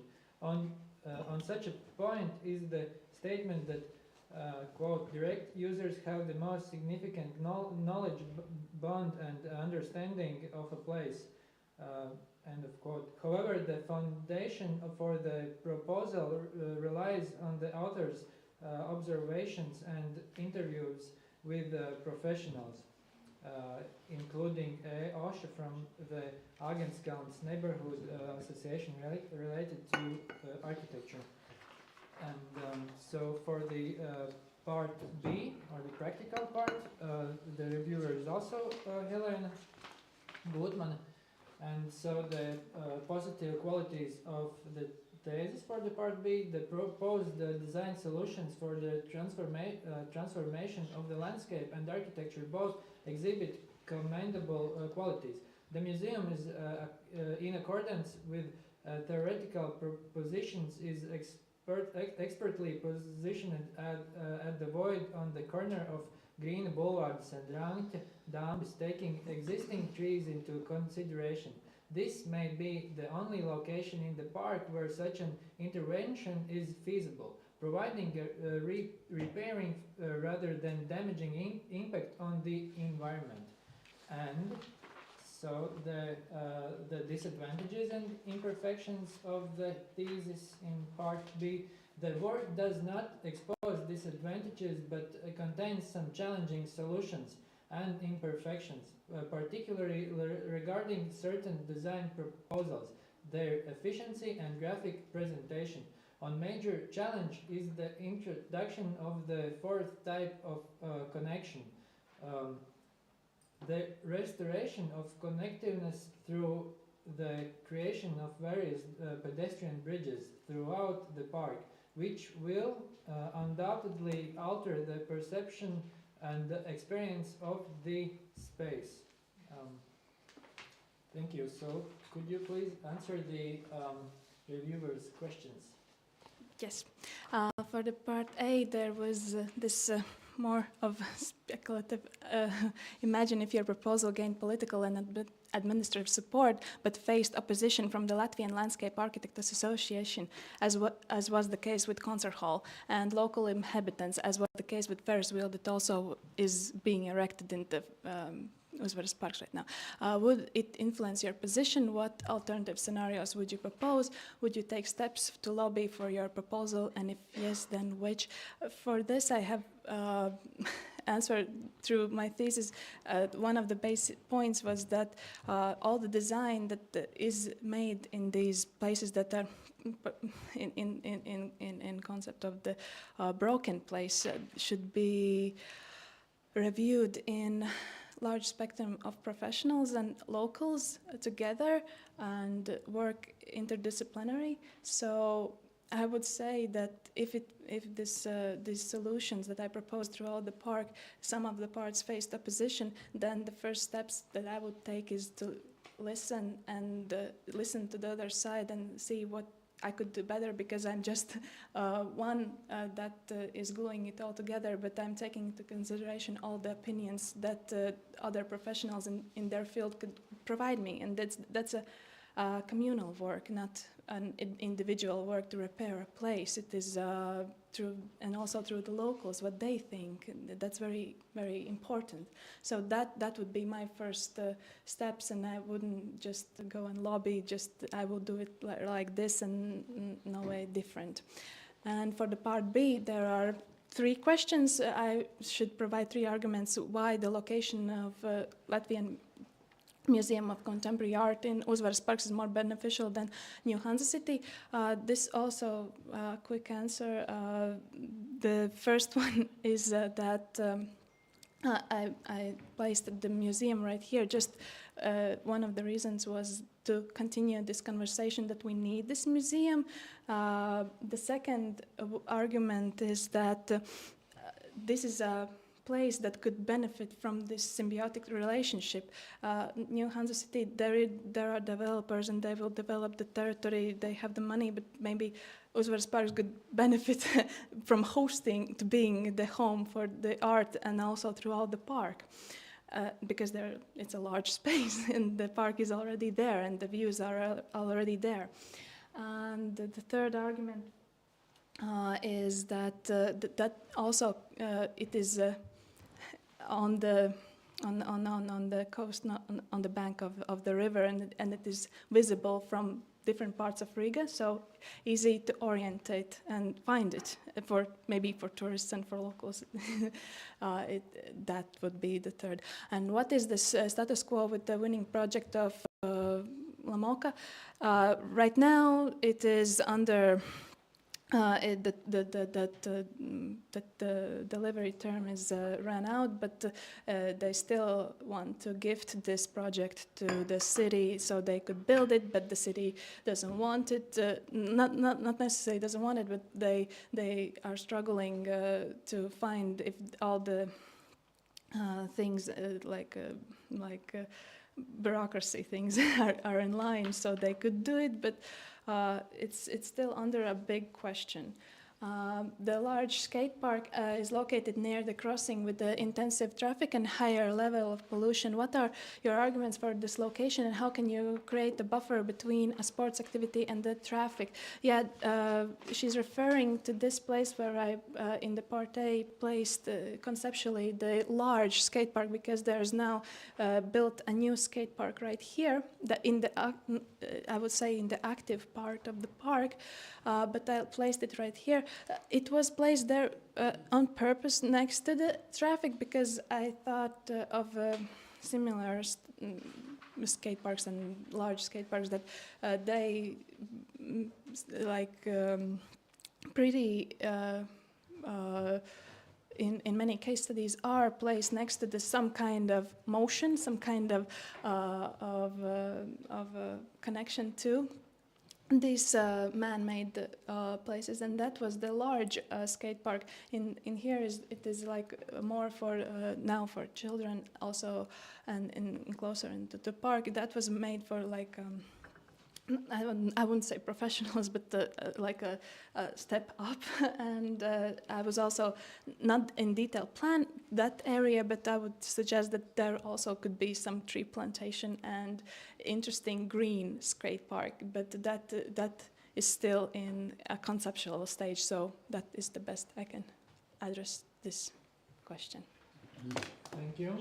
So please, the comments on the screen. Ole, please. Well, first of all, I would like to commend you for having a very nice presentation, not just verbally, but, you know, beautiful model, and just looking at that nice illustration is beautiful. I think it's a very nice presentation. And also, I'm quite intrigued by, you know, I made some notes of your point of departure was like erasing the difficult memories, right? Then you went a bit far, saying acupuncture, the process of relieving pain. Now, is it architectural acupuncture you're doing? Well, it's strong words. I like the expression art in the park in a museum, that you merge the two. And also, I spotted straight away you're actually breaching the river. I know you're being questioned about the closeness to the traffic, but also the way you're actually breaching the river. This one is very nice indeed. And also that you want to make access to all, you know, through your multiple paths. I think all that is very clever. And also you're making new connections, as you were saying. Now, as the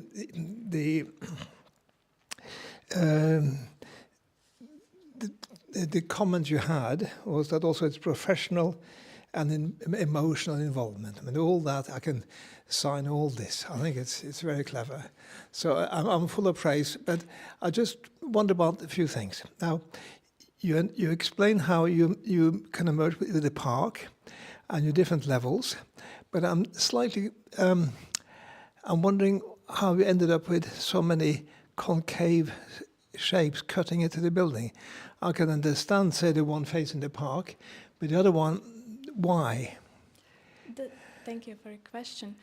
That's also was visible in here in schematic way. I took the topographical map that exists of the park, and then I placed the radius of trees that wouldn't penetrate the below the tree, not the branches, but the roots, yes.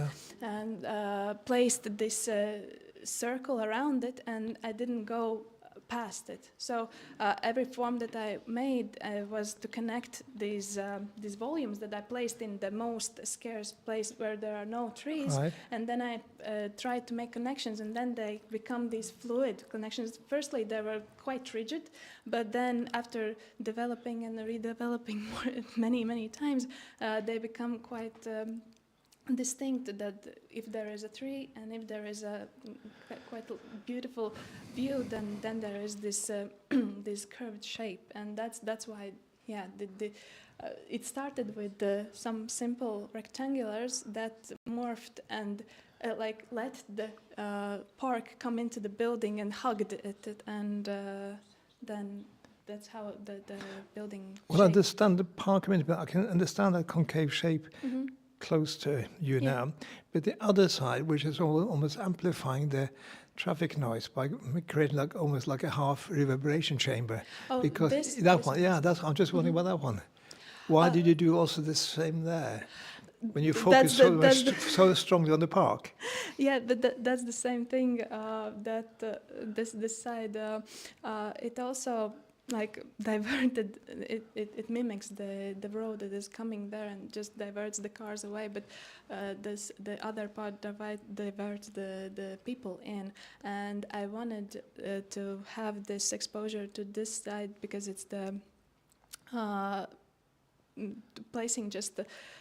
That was the best way of connecting these two volumes, and also there are the beautiful trees right here that I didn't want to touch, and It's existing trees. yeah, existing trees. Are they All also- of I'm just one part that I didn't mention. I am planting just a few trees, but those are for a symbolic purpose. I know one of the most common relationship with Uzvaras parks for society in Latvia is in the spring when the sakura starts to bloom, then everyone is coming there. But I didn't want Uzvaras parks to be just populated with people in May.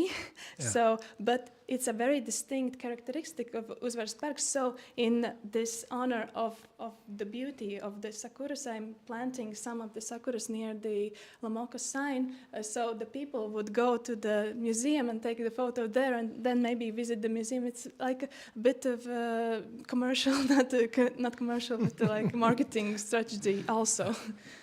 Oh, no, I think good answers. You can also see from this perspective, by making that concave shape, that you're also breaking down the volume in a way. So, yeah. Well, thank you very much for a great project. Thank you. Well, thank you. The graphics are great, and the presentation also shows a great opportunity further to develop. I would not ask questions about the volume. We heard, except I have some objections about the delivery, but it's a technical question. Probably more provocative would be about the placement of the building there, since we do know the park has a lot of a huge history behind that. And now you're placing only one building there. We do know from the 30s huge development plans. And we do know also from our recent times also huge development plans. You did use the recent park structure in the south. What about the how to say, the further development of the park? I do know that this is not the thing that you were working about on the project, but still wondering your opinion about placing probably any other buildings there. And we do know the history that the original proposal for the modern museum by Marta Stania was way other side of that.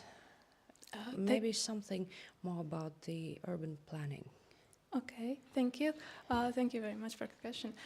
Yeah, the history is one part that I dwelled in very much of the Uzvaras Park, and Marta Stani's project was one of the projects that inspired me a lot of her multiple platforms for her exhibition hall that was, if that's quite small, but next to the lake, it was placed there like here you can see that's the project.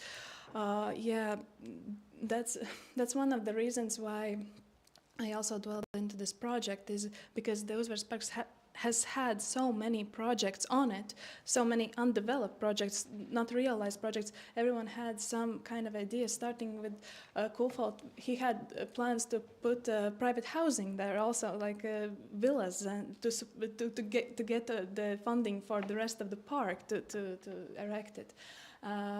It had so many layers of it. The only thing that not the only thing, but one of the things that I took from these the historic layers is that many of them involved the unification of the park, and that was what I took from the past, that the parts right now that are developed, they're developed separately, and there are no like unified concept to the park.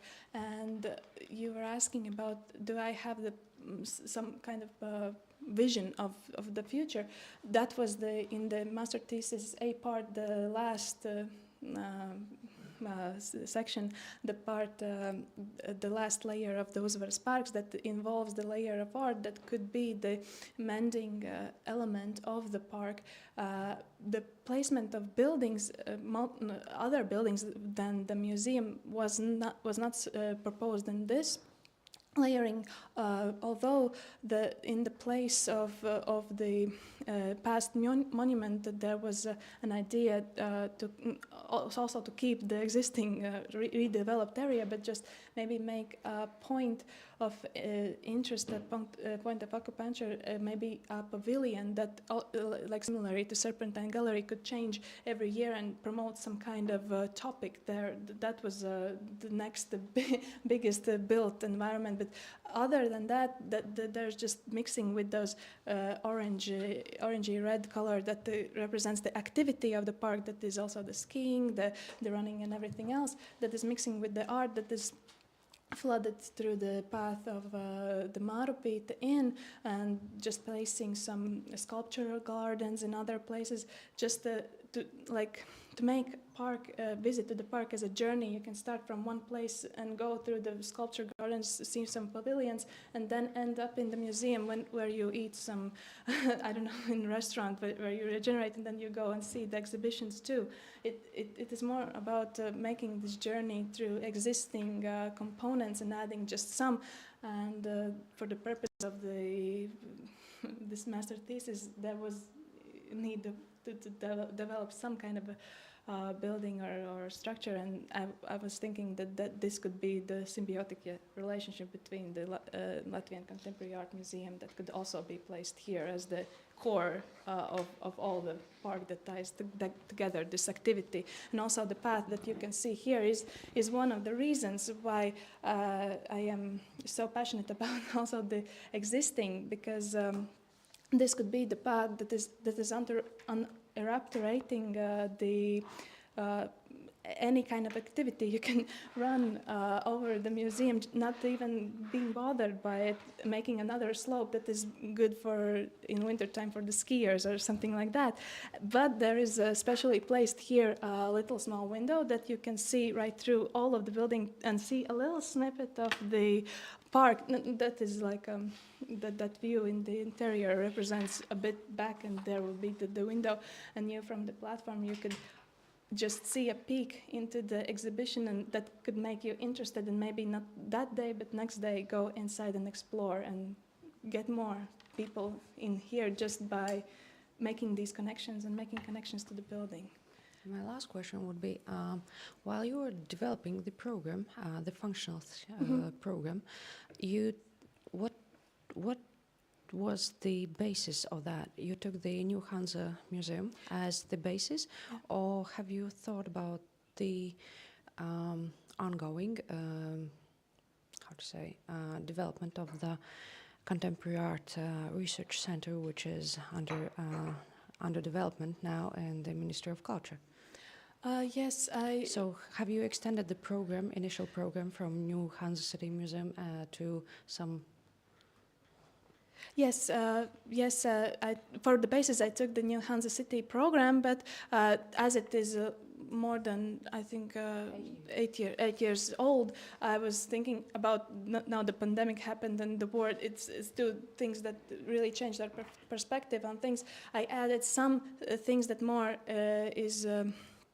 In line with my concept of making it a place for also for community and the learning and education, I built a stronger more spaces like this wing and 1 story above it. This is only for research, and I think that we need a strong basis for a place where to develop and to educate ourselves and. The process those are the places I enlarged, and also for the purpose of the concept of these sloping areas, that is also I was making these slopes inside of the building, and some of them are pretty large, and they could be a place where to expose some I don't know how to call it better, but a walkable art where you can in this passageways also is some kind of a place where you can also exhibit some kind of artistic impressions, and that is also added.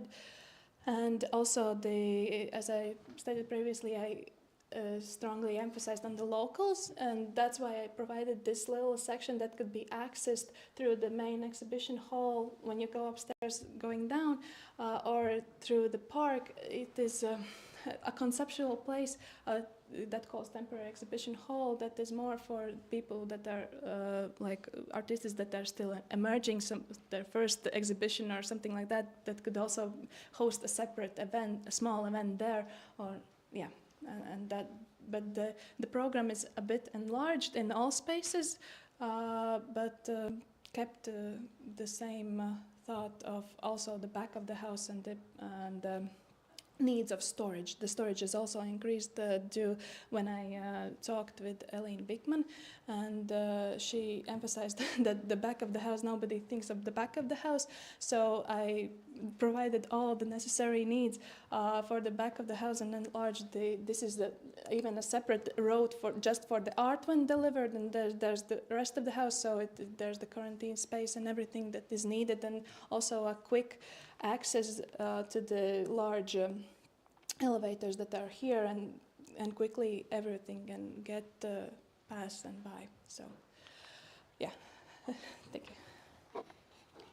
Thank you very much for a really great presentation, actual theme, and beautiful boards. Thank you. Very good graphics and also the not only graphic but also the project. Good architecture and so, and still some questions. Couple very practical and one will be like theoretical more. Very practical. I just guess what Helene Gutmann thought when she asked you to explain what would be if Landscape Architects Association would deny this project, for example. I know the discussion is more about trees, because this is a park territory and there might be need to cut some trees. Do you cut trees? No. How many? For this project, I explicitly tried not to cut any trees. Only one tree that is less than 10 centimeters in diameter that was placed here is replanted in here. Thank you. Perfect answer. Thank you. Thank you. And that less than 10 centimeters, it's fine answer. Thank you. Good. Maybe more practical. About car access. Yes. Still we know that some people will come by cars, not everyone is going by tram and buses, which is pretty good transportation here in this area, but still for the cars. Mm-hmm. There is some need also for buses, and so please explain where is possibility. Yeah, the possibility maybe not shown very well in this scale, but the temporary place of the buses and some cars that needs to travel here and let the visitors out is right here on this street. But taking in consideration of the place where it is placed right now, this Balas de Dambis is a very large street with very many places to put your car, and you can idolize that place, and also the nearby, I would say the Olympia Tirzniecības Center and something. Okay, I heard an answer. He has 1,000 cars nearby, place for 1,000 cars. I was emphasizing more on the human scale and the pedestrians and the futuristic concept of traveling more by those public transportations, or you drive through a certain point and then you leave your car there and then access the public transit and then you enter the building right there. I am building a building in park, so I didn't want to build a building with the, I don't know, 1,000 places for parking. I think it's wrong, and in some parts in this project I thought maybe the building is too big for the place or something. How can I respect more the place? So placing some vehicle, permanent, not permanent, temporary places, that wasn't in my right set of mind, and I thought that there are territories right next to the park that could be idolized in this for this Okay. purpose and function. Thank you. That's an attitude, and that's fine. That's really good. One more question about some like local problems for me. About the access, you are placing your main access towards Balas de Dambis and so that left part somehow from this side looking. I know approximately the region I am using, going to Agenskans, and I'm usually using by foot Akmens Bridge. So for me, it's like going all over that building and then coming back. So is there a possibility to organize somehow a lot of entrances from different sites, not only from internal courtyard, I mean from Parkside, and only from that, this is what I see now. Because I guess there is a need for some pretty good entrance also from right corner. That's my opinion, just even, I don't know if you need to answer, but yeah. The entrances, you said from Akmenstilt. Yeah, Yes, from that side, yes? Yeah, that side, yeah. Right now, there is no, I will go here. Right now, that the only way of connecting to the park is right here with the crosswalk, and then you go here, yeah. My concept that I have in these smaller schemes are that there is a new connection above the river, and you can access the building through there. But also, not only there, there are direct access to the the atrium space, and you can see the entrance also from here. Also, a little access if you come through the riverside. You can enter also directly the cafe area that is connected to the green inner courtyard, or go directly into the library and the sales place. So Okay, thank you. Yeah. No, yeah, I understand. But the last one will be like more theoretical because I am struggling with my attitude towards how is to build over the river because river is a river, and somehow river is like freedom and flow and so, and then you are like stopping visually the river. That's actually that's clear architecture. So thank you. Just for myself. Okay.